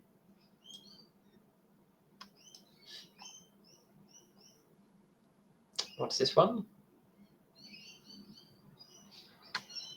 Okay. Hard to evaluate that one. So basically here, I could take Torch the Tower, or I could take the Asinine Antics. I think that's what I'm looking between. Do I have much bargain? I've got the 2 Brave the Wilds. I guess I'll try the Antics. Like, it could just be a one-sided sweeper, essentially. Or it could be terrible. But, we got to try that out at the beginning of the format. Do I want to play the Spellsworn Coven? No real good green cards here. Could take a Crystal Grotto. Yeah, I'm not enthused about many of these cards. What am I after? Like Hamlet Glutton.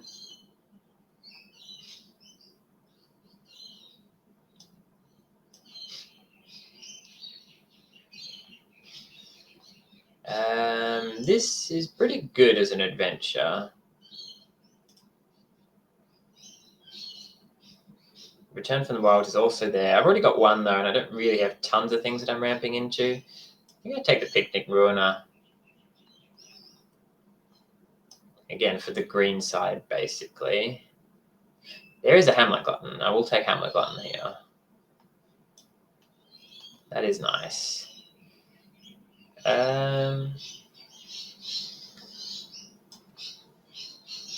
We've got that here if we need it. So currently I'm looking like I'm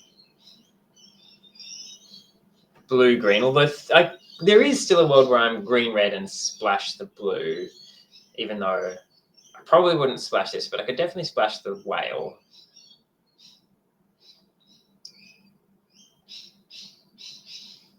This is very good.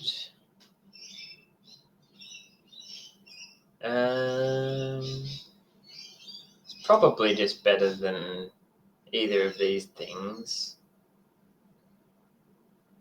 4 mana 5/5 that basically kills something. Then if you ever find a way to put auras back on it, there's another Utopia Sprawl and a Hopeless Nightmare. Yeah, I'd take another Sprawl. Sprawls are nice because they ramp you to 3 and they're bargain enablers, and they kind of help fix your mana.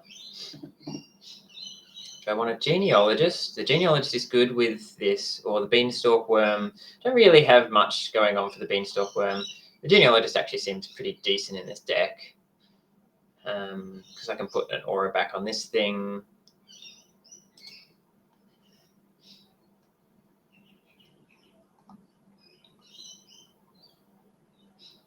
So given that I didn't really pick up any blue, I'm kind of leaning back towards being green-red, splash the blue. I mean, Gingerbread Hunter's great now, because I'm looking to splash the black anyway.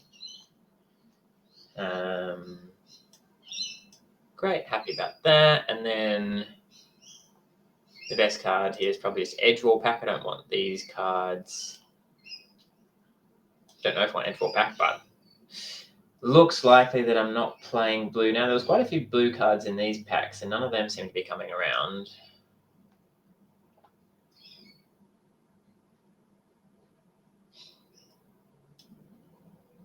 Because if I just take out that and I'm base green-red, I can splash the blue for these things. Scry 2, or do I want sleight of hand? Don't really want sleight of hand. Do I want Johan? Not really.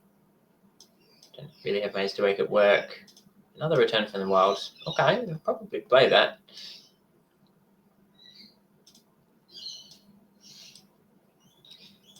Yeah, probably play that one too, actually.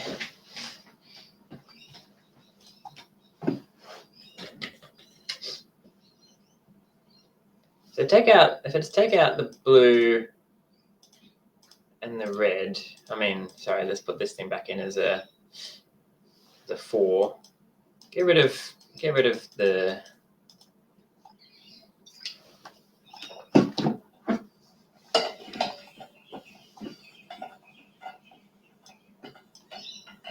this is like the core base of the deck, which is like green.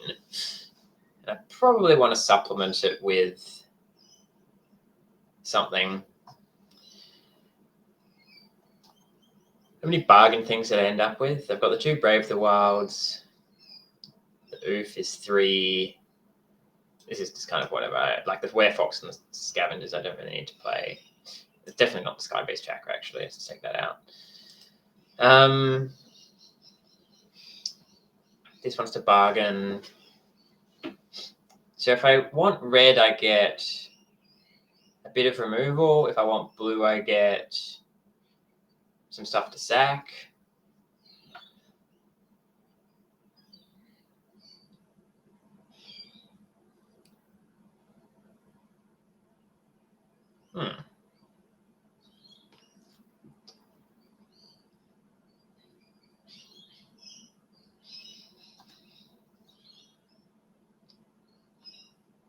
I could see it going either way. I kind of like that the red gives me treasure.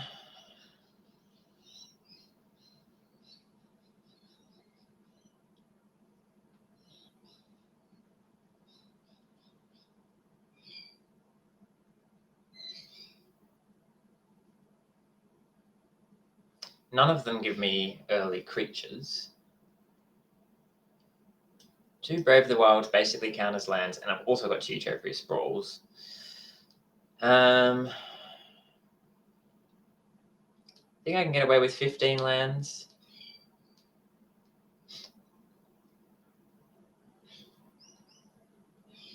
Including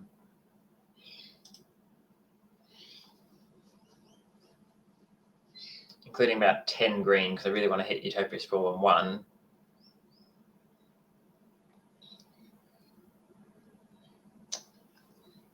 So if that's the case, I can pay 25, so I can add 3 cards.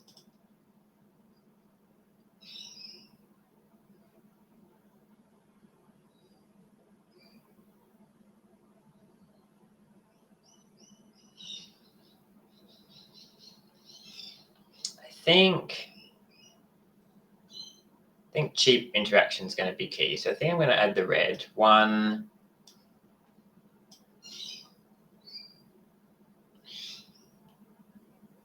2, probably the red cap thief, 3.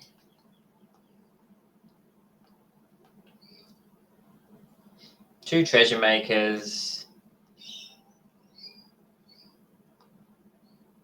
And I'm splashing the lock whale.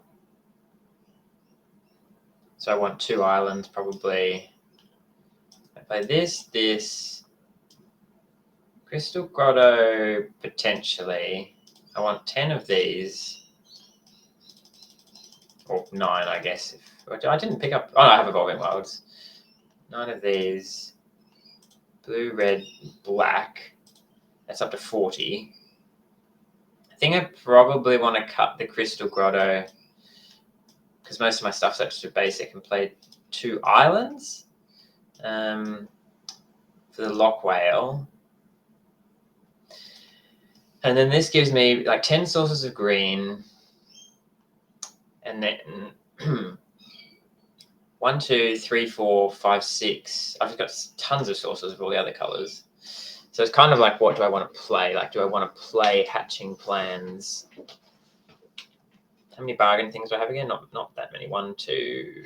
Kind of got more bargain enablers now than I have things that I want to bargain. Do I even want to play this card?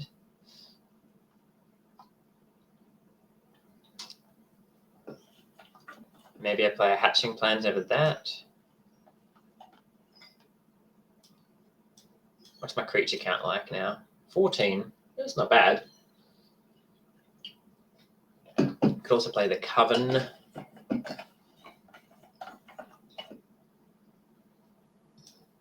This is kind of cute.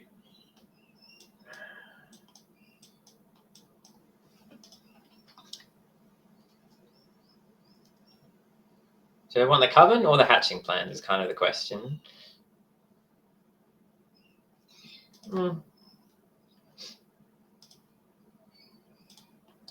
Try it with the hatching plans. So how many lands do they end up with? 15.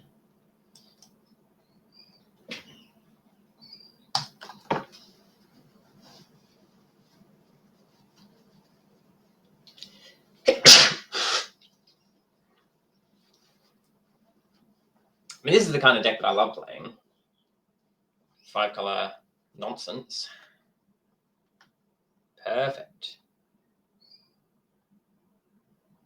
Turn 1 Utopia Sprawl, and then I pick blue, and all of my mana is solved, except if I want like double green.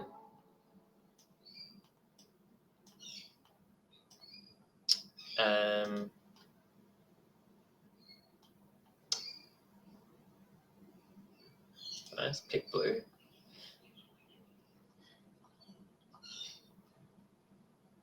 Unassuming Sage, okay. Oh, I've got the Troll, so here I guess it's just Root Rider Fawn. And then next turn, the Troll and fight something, hopefully.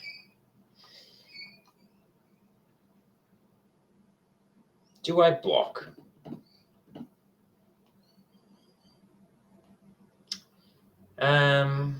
What are the combat tricks like? +2/+2. Yeah, I think the tempo is fine. Like I don't need the mana. If they want to spend a trick, hopefully it's not like a one mana trick, but okay.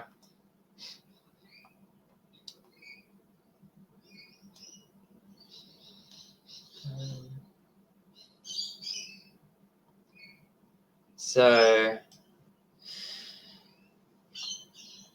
think here we just played the Troll, and it's like a 5/5. And then if I want to fight something, I can. If they have a removal spell, guess it's somewhat good for them, but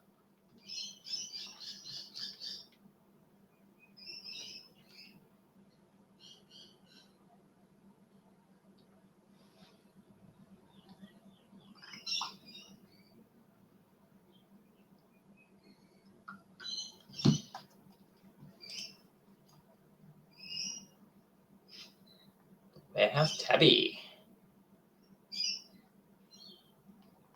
I mean, their deck doesn't look the most aggressive. It's got 3 colors and a Warehouse Tabby.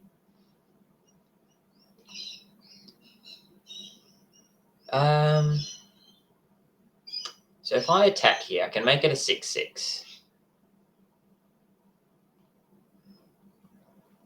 Maybe I should just fight, put the roll back on.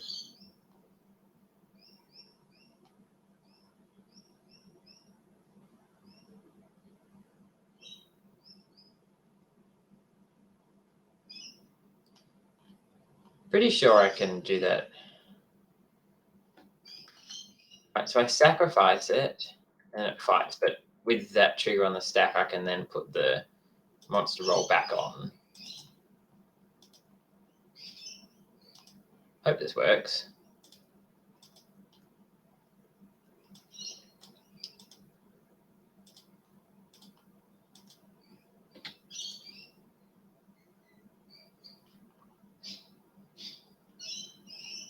Cool. I can play that. Can't fight again because then obviously the roll would go.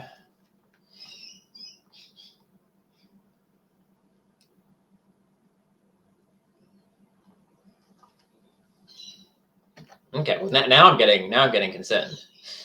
Double tabby.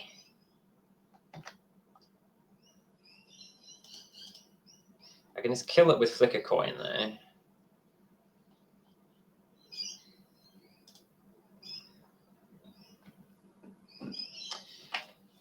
Well, now I can Brave the Wilds and flicker coin. Well, I could have done that anyway. They don't have the black. Right, let's just attack with it now. It's got trample. I guess there's that thing that could exile it if they bargain something. Prevent all damage that will be dealt to you and creatures you control this turn by creatures. Fine. And I still can't kill it, so...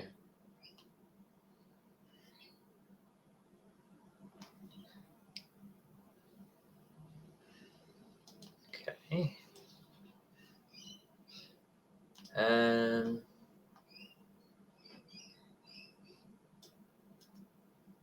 It's kind of like whatever.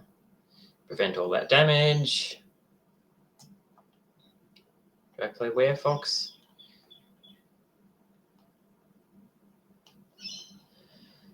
Is it 4/3 trample?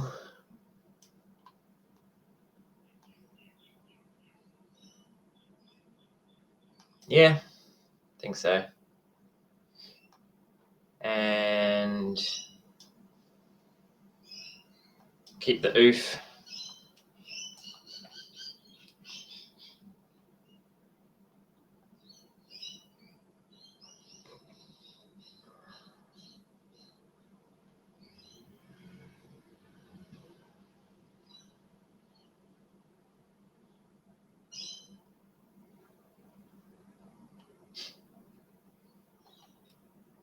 Three damage to the troll.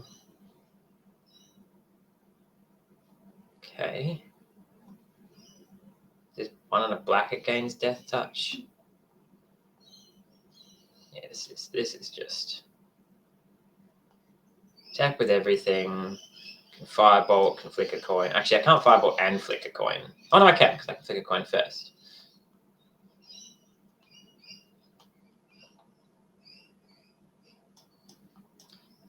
Flick this coin at the tabby. Oh.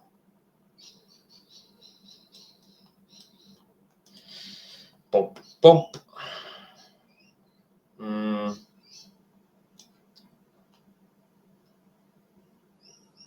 Return from the wild. So let's make a 1/1. Do I want a 1/1 on food? No, I'll just get another land out.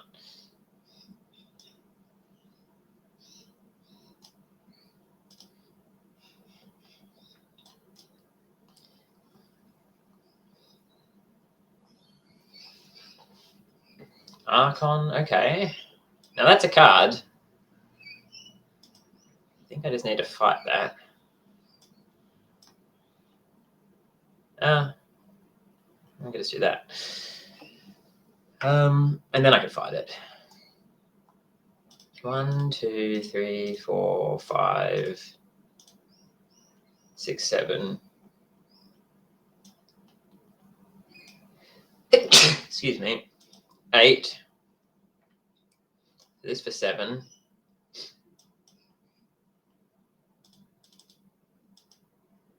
All right, so we'll go this, and this, and we'll put just most of them on the trampler. 9.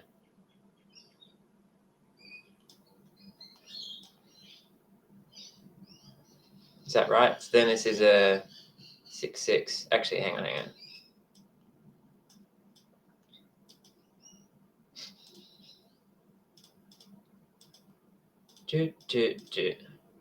I want 2 on here, the rest on here.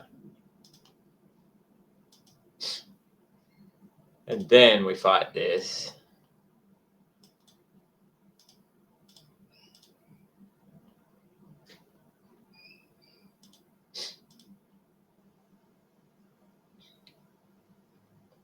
And then we smash.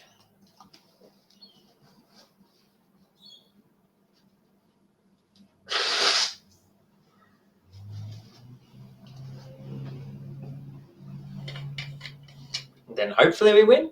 Yeah. I mean, I guess there's that wrath. That's not the wrath.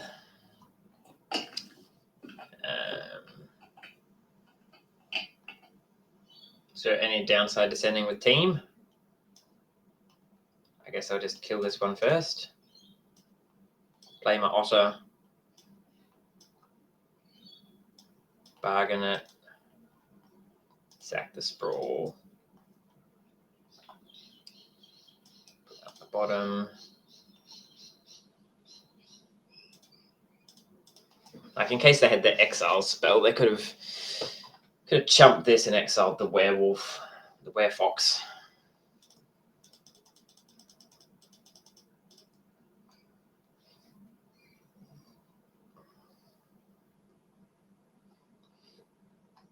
Yeah, the troll is pretty big.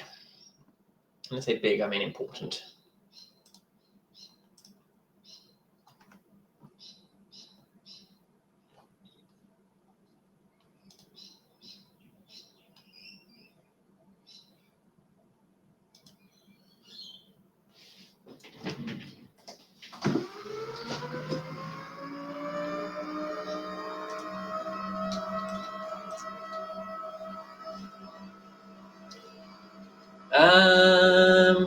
This hand is not good.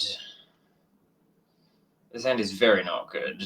All right, even I don't think I can keep this hand. Yeah, better keep this one. Oh, I'm on the play. It makes this hand slightly better. Still not great. Okay, that makes this hand a lot better. Still can't turn 3 the troll, but I can do Genealogist or Return from the Wilds. Probably Return from the Wilds because Genealogist putting another roll on the fawn is nice.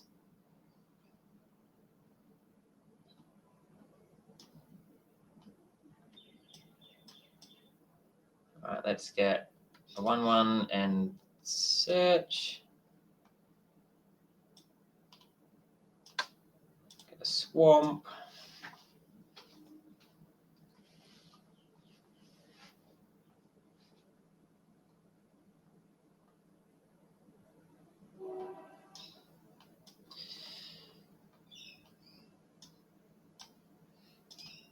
We'll see if they have a 3rd removal spell.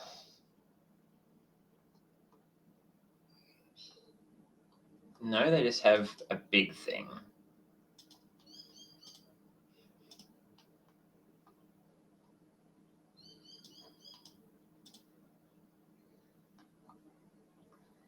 It's got Death Touch as well.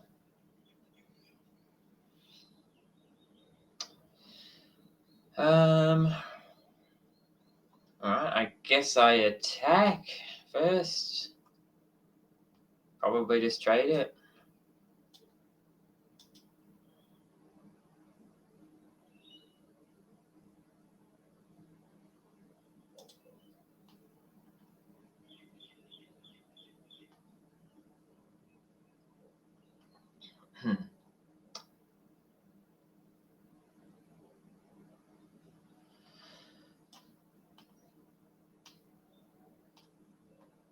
All right, sad 3 mana 2/3.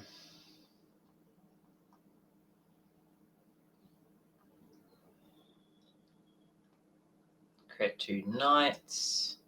The other side is +1/+1 haste. Okay.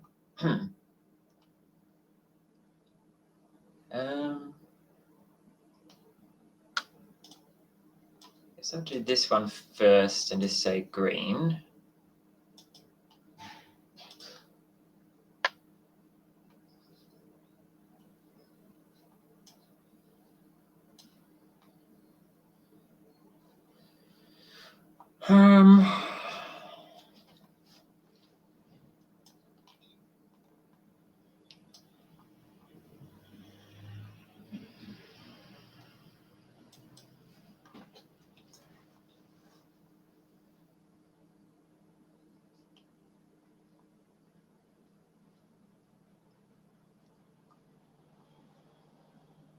Wow.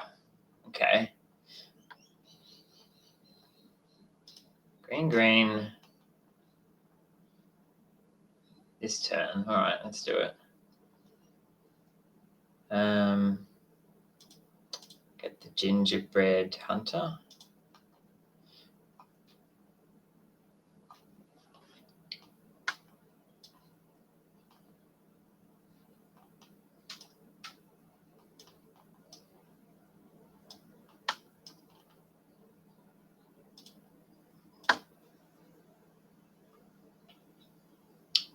Just punches it.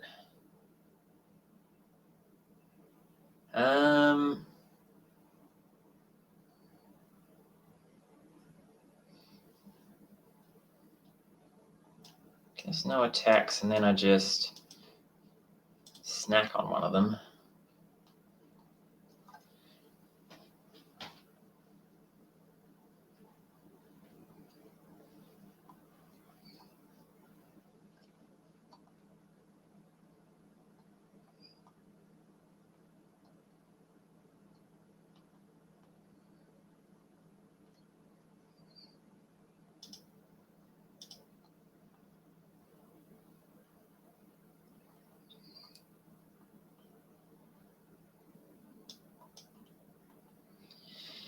Ouch.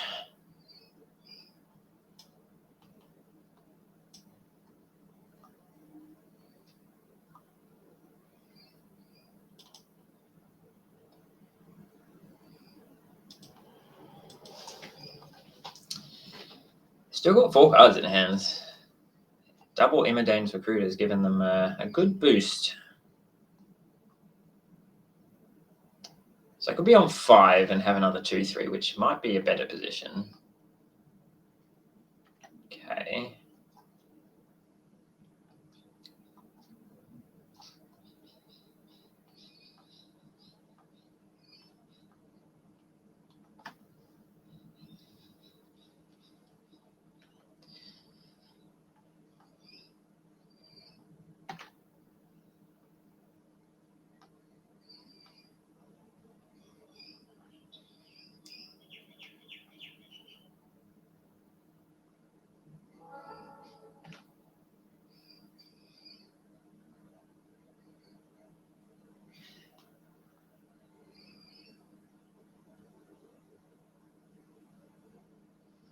They are going nice and wide.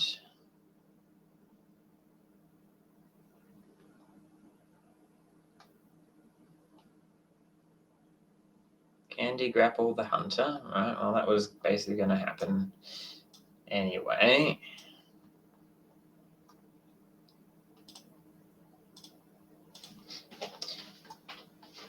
Yeah, we're gonna need some good draws, and unfortunately, I've got 7 lands left in the deck, so I guess whenever rat you control becomes blocked, +2/+0 till end of turn.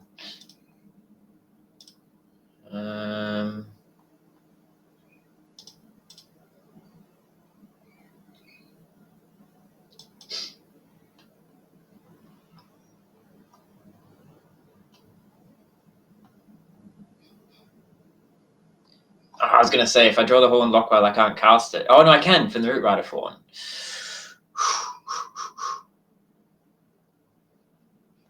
So I can get rid of the rat. The next turn, cast it. Or I could just play it as a 6/6. Kind of the same thing, almost.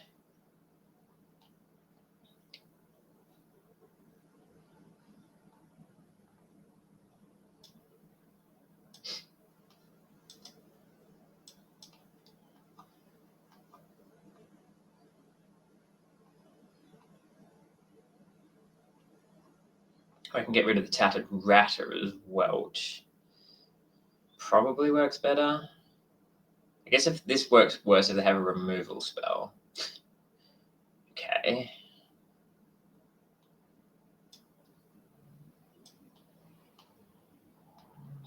Oh, wow. They just didn't attack. Okay. All right, fine. We'll play the Lockwell.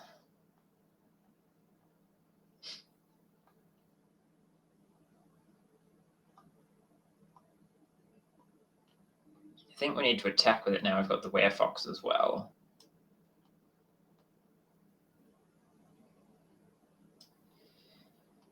We can give it some Trampolina. This is not lethal, right? So I go to 7, I go to 6, and then I have 3 blockers. 1, 2, 3, and I take 2, 4, 5.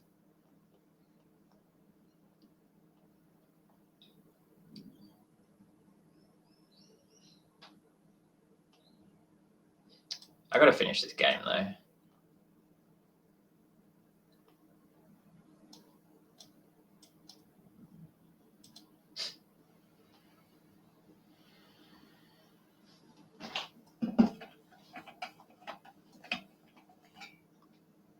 The rat is a young hero.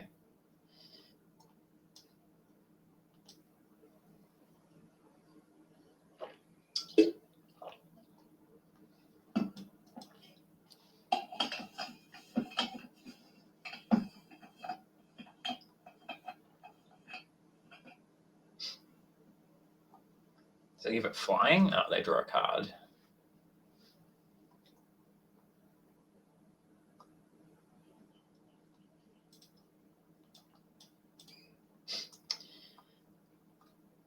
Well, Hamlet Glutton would be nice.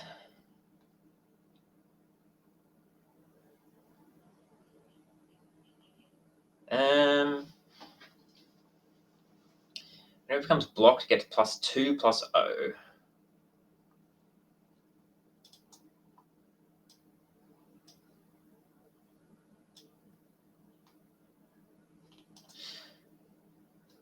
All right. Big rat.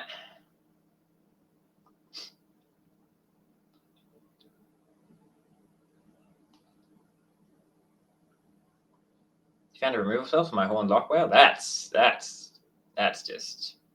just mean. All right, Hamlet Glutton. Let's go. Flick a coin is not bad.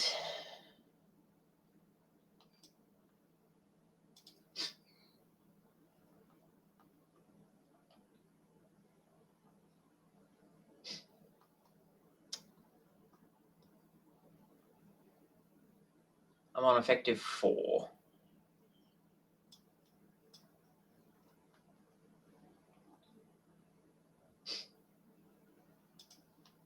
I guess if they rip another removal spell,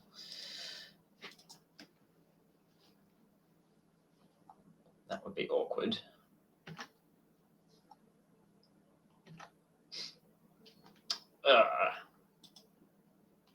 Now I'm on effective 3.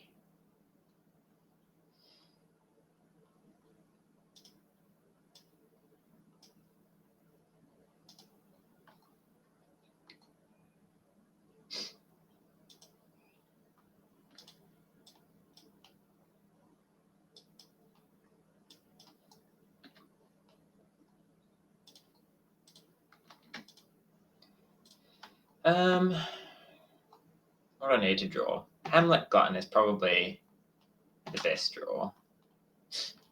I guess that making a food is all right. Do I attack with the Werefox now? I think so, because I make a 1/1 and a food.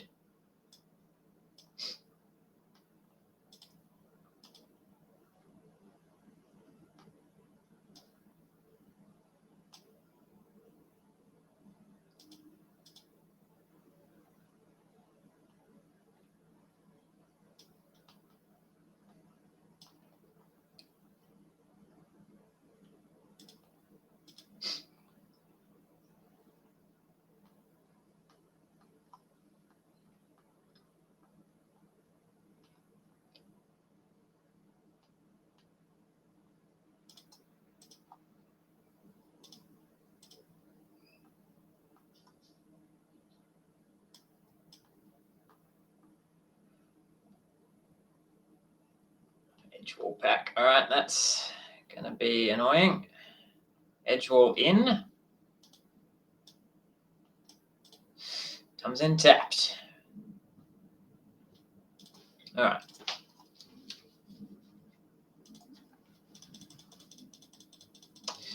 If I'd had the Horned Lockwhale around, you know, that would have ended that game.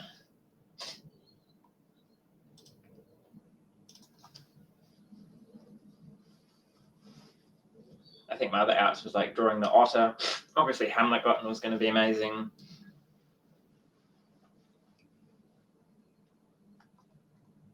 I had a Picnic Ruiner as well if I so wanted. I'm keeping this. How do I sequence the mana? I think I go get an island with this.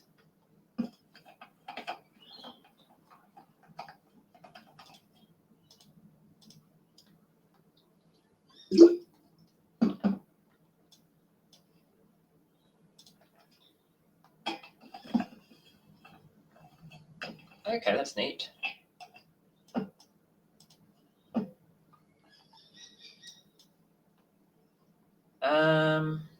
Probably go red since I've got quite a few red cards in my deck.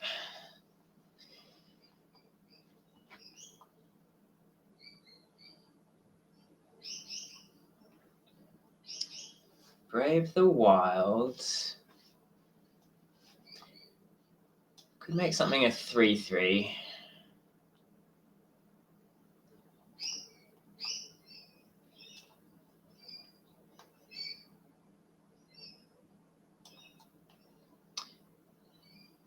Basic land and human.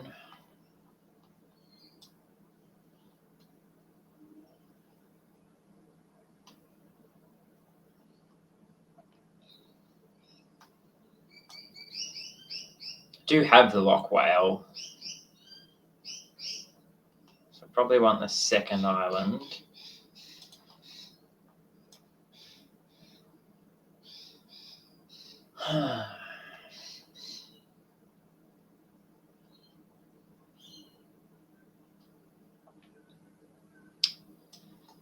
The real question is, do I cast this Brave the Wilds and do I bargain it?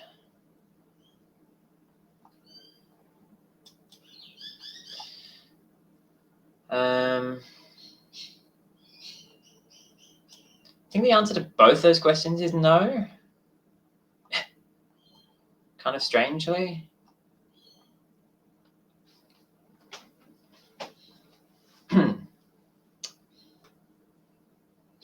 Hopeless Nightmare.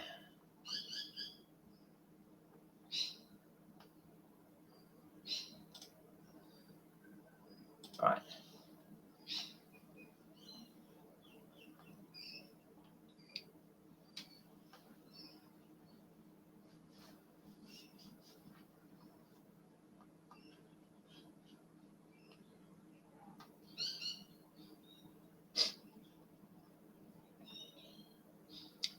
I think I just make the obvious play and play this one. Keep this land in hand just in case there's another discard coming.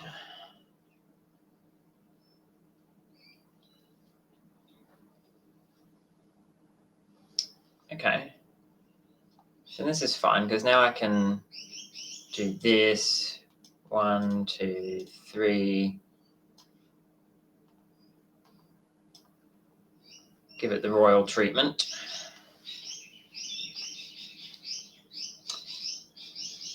Attacking creature you don't control.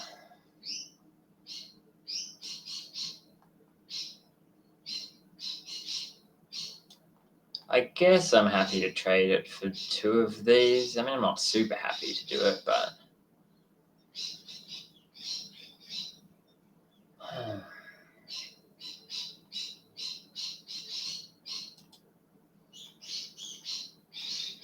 Okay. Kind of happier about that, actually. So do I keep the Lock Whale up, or do I just play the other Genealogist? I think I just play the other Genealogist.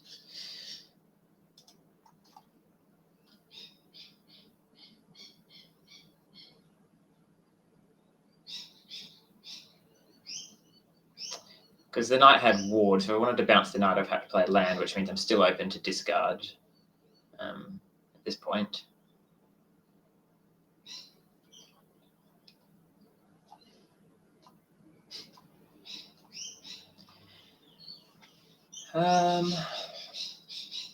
Now I probably just keep on the whale and either cast it on end step or use the adventure part.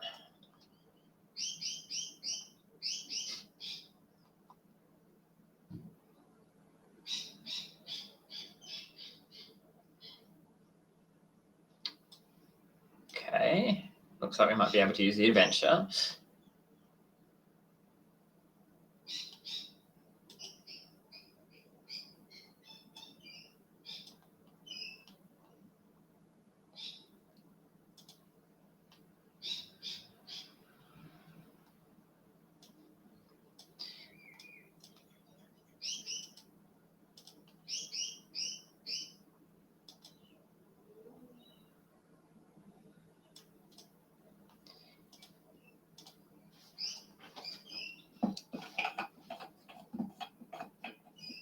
Take my 3.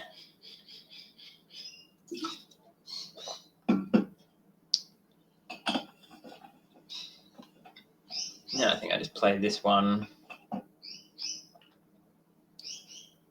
Tapped unless it's your turn. Yeah, all right.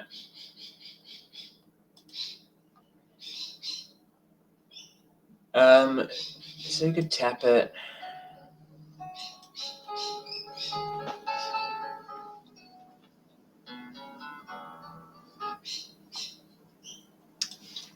Hey. Hey, do you know occasionally when you try and put the car key in the ignition and it doesn't turn, it gets really tight? Do you remember what to do? Yeah, something to do with fiddling the steering wheel back and forth. Oh, yes, okay. So you're right, it is. So how I can't move the steering wheel because it's locked. Yeah, I don't know. Try experiment with like putting the clutch in, or just like twiggling the T in the steering wheel, or it's like some of those things. I don't have space in front of me. If I let go of the handbrake and try and roll a bit. No, don't do that. You can do it. You just need to fiddle with turning stuff around. I can't. Okay, so I just turn the. Just to fiddle with where you're turning the key and how you're turning. Okay, well, just kind of like shake the wheel from side to side. Yes, I did it. Okay, something worked. I'm just going to go with that. Great. Okay. Thank you. Gosh. Okay, we're just going to Summerhill. That was stressful. Because I like sitting in the hot car. Yeah. Yeah, you're right, with the steering wheel. All right, good. Well, I'm glad that worked. I don't know what worked, but thank you. You're welcome. See you. Bye. Car emergency. Had to solve that one. I guess I do this and then sack the inn potentially.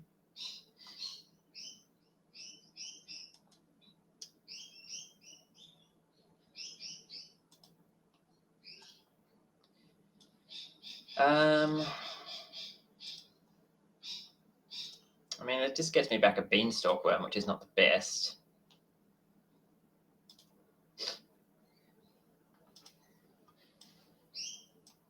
I'll just play my creatures.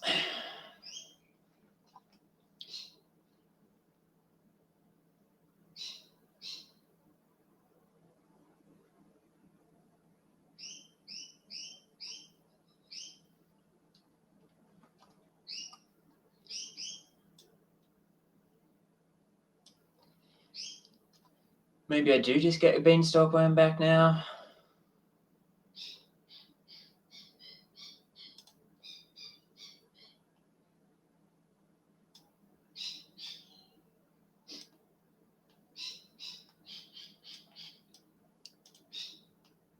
Yeah, look, sometimes you just need to get a 5-4 back.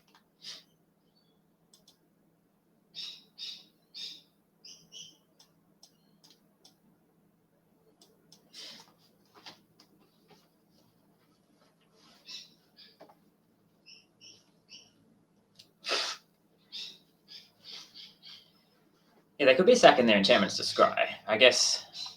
All right, now that's a good one. 5, 6, 7, 8 with the fawn.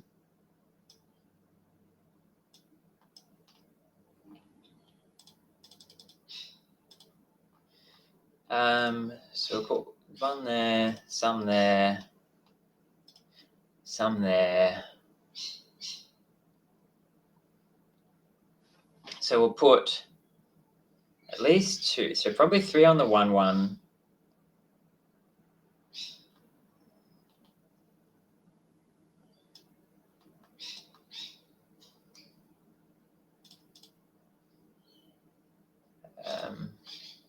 Make it into a 3, 5, 4.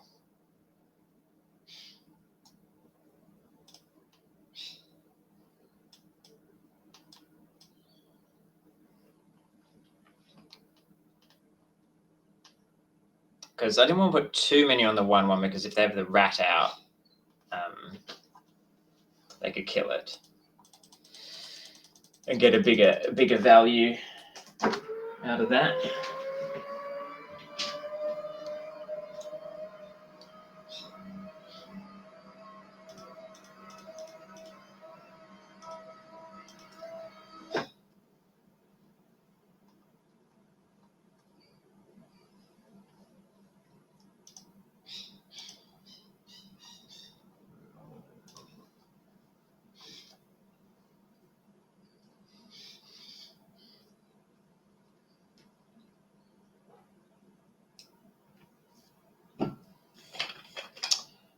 This is not a very good hand, but it does have Crown of Winter, Picnic Ruin, which I can cast. So it's not a good hand, but I'm keeping it. Basically, I have lands. This thing is good with lands. I have 2 cards that I could technically cast. They're even in the right order. Play the Oof, play the Crown, buff the Oof. A little bit risky, but we're playing against blue.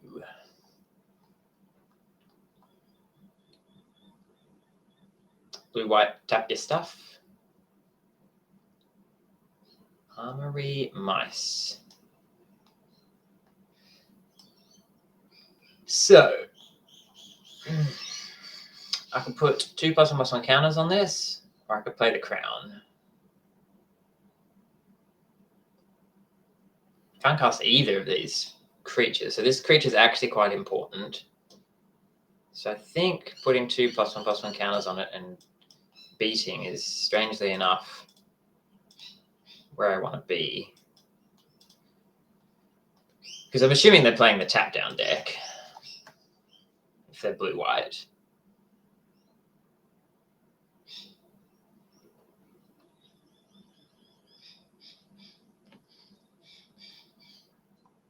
Which is pretty good against my hand. Ice Wrought Sentry. Yeah, right.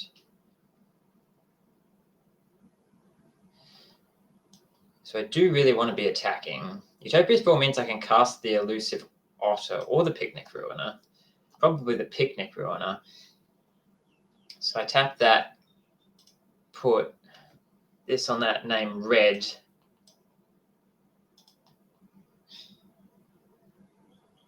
Name red. And then I can uncrown and tap, but I think what's better is to use the other side of this.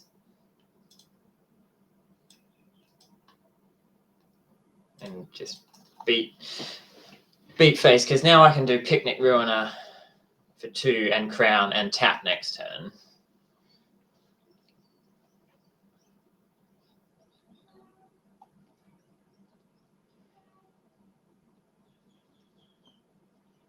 This doesn't keep it locked down. Like I feel like a trick with the blue-white deck is you just need to have your creatures tapped, because then they don't get half the triggers. It does have vigilance.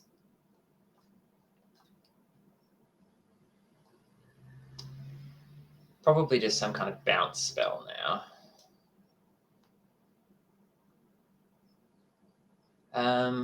Or a tap down spell.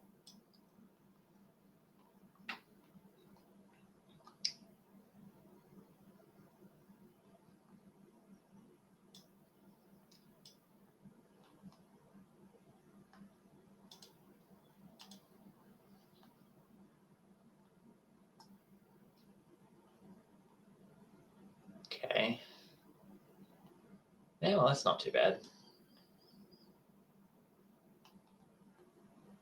I think I want the creature more than the crown in case they have a counter spell.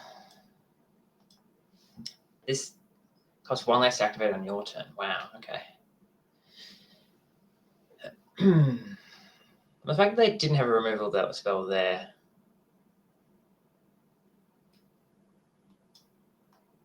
Okay.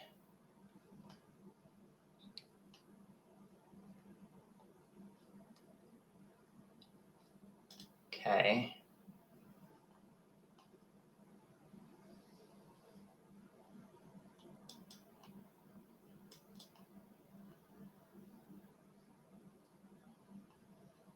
Yeah, it's pretty good.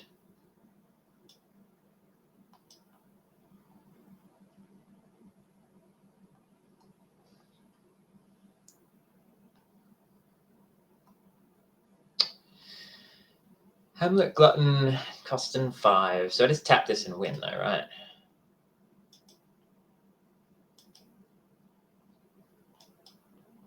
Yeah, right. The crown is silly. Crown is silly.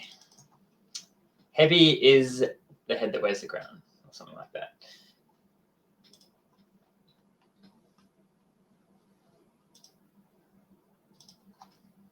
All right, we're up to where our black-white deck got us with our 5-color funk deck.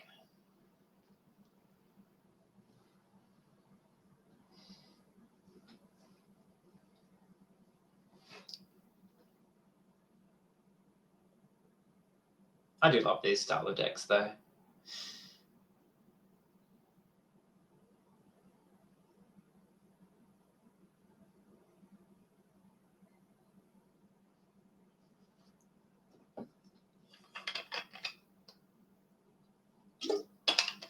Probably my last game before I have to go get ready for work. Okay, Utopia Sprawl. Yep, nice. Sprawl on 1, name red.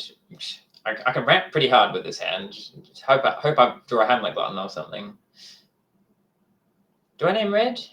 This can filter for red. Yeah, I guess I still name it. Other consideration would be for blue or something.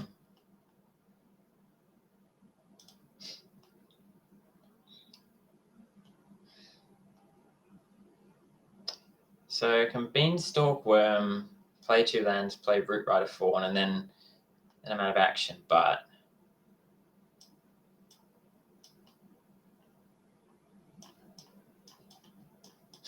I'm out of action, but I'm very far ahead in mana. 1, 2, 3, 4, 5. So next turn I can play Beanstalk Worm. Well, the Feral Encounter is nice. Play the worm, play this. It's hard to know. Should I get a swamp or an island? Probably get an island.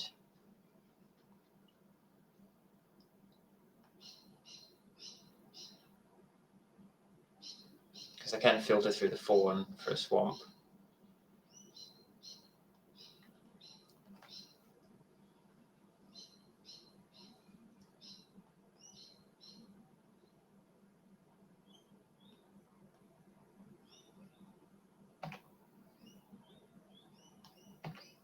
That said, this...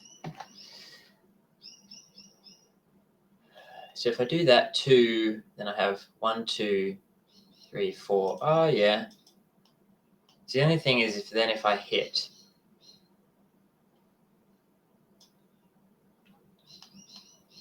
Now I think the swamp's actually better because I've got more hits with Feral Encounter. So if I Feral Encounter now... Do I Feral Encounter now or... Because they could double block here. If they double block, then I talk to the tower, right? This is the beginning of my next combat phase this turn, so I kind of need to cast it pre-combat.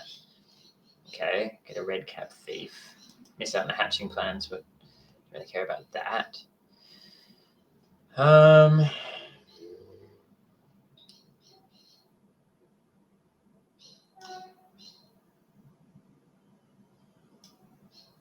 So I can use this to filter for the red.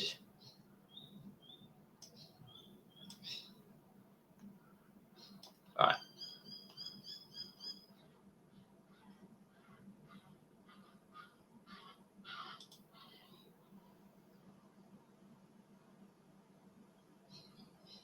I forgot I was going to fight something. I'm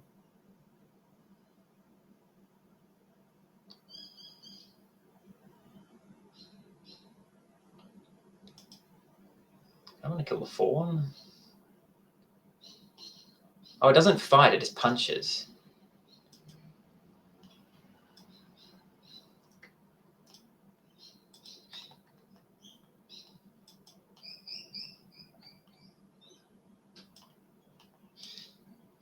Create a treasure token.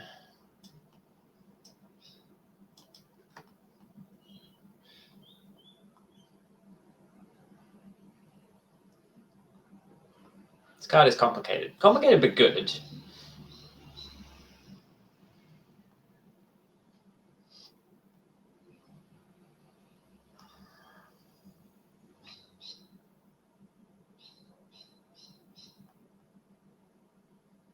Nine lands left in my deck. 32% chance to draw. So about average. Except I did put 3 lands to the bottom plus hatching plans. So actually only 6 lands in my next few cards. Do I want to scry? Do I want to try and get the blowout? No, I just want to kill this thing. I want to scry 1. So do the bargain. Sacrifice the treasure. Crown of Winter, yeah.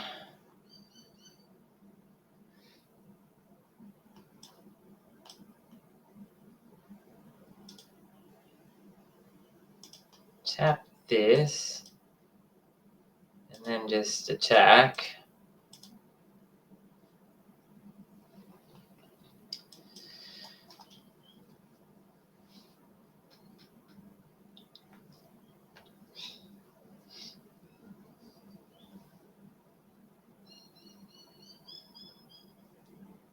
So you could cast a Hamlet Glutton here.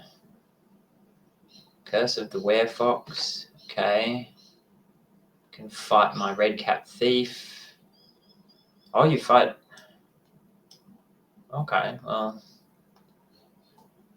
It's a fight, not a bite. I guess now I'm only down to 3 power, though.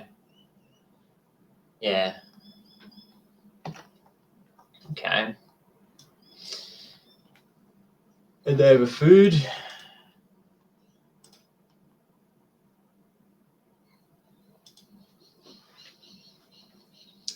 But they do need to deploy a few creatures, because I can just tap some of them.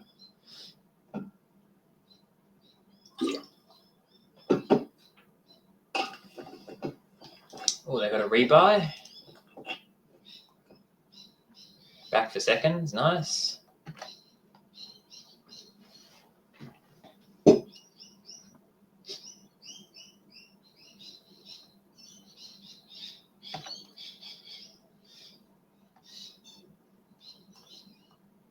Double Sweet Tooth Witch, okay. Well, now I think I just probably cash this in. So I'm going to tap this now. Depends what I draw, of course. Ooh, Ferocious Werefox. All right. Well, now I don't need to tap it. Now I can just attack, cast the Werefox. Otherwise, I was going to say I could just cash it in for some cards. Oh, I just had lethal. Oops. Silly me. I didn't realize they were on 4 for some reason.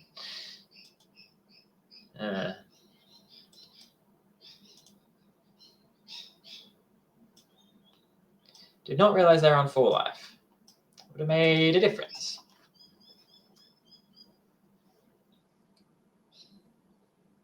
Oh well, missed lethal, continuing.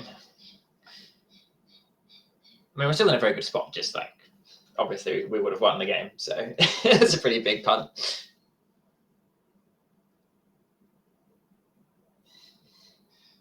Always remember to look at your opponent's life total.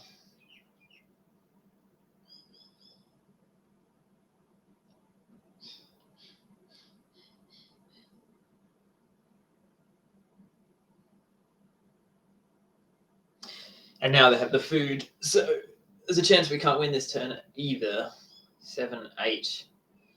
They're on theoretical 8. So yeah, if they just play a creature and attack, well, I can tap both their creatures. So I guess they need. Yeah, it's pretty hard for them actually. You need to spend 4 mana, stab wound on this. Okay.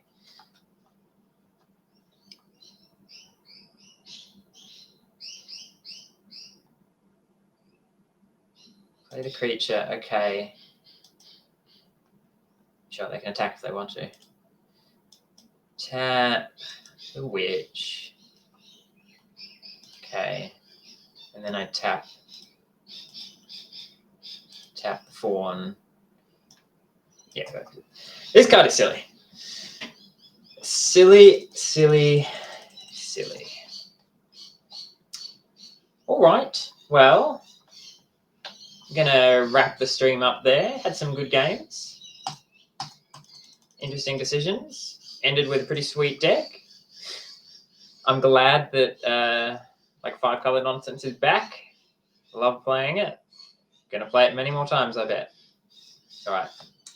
Thanks for watching.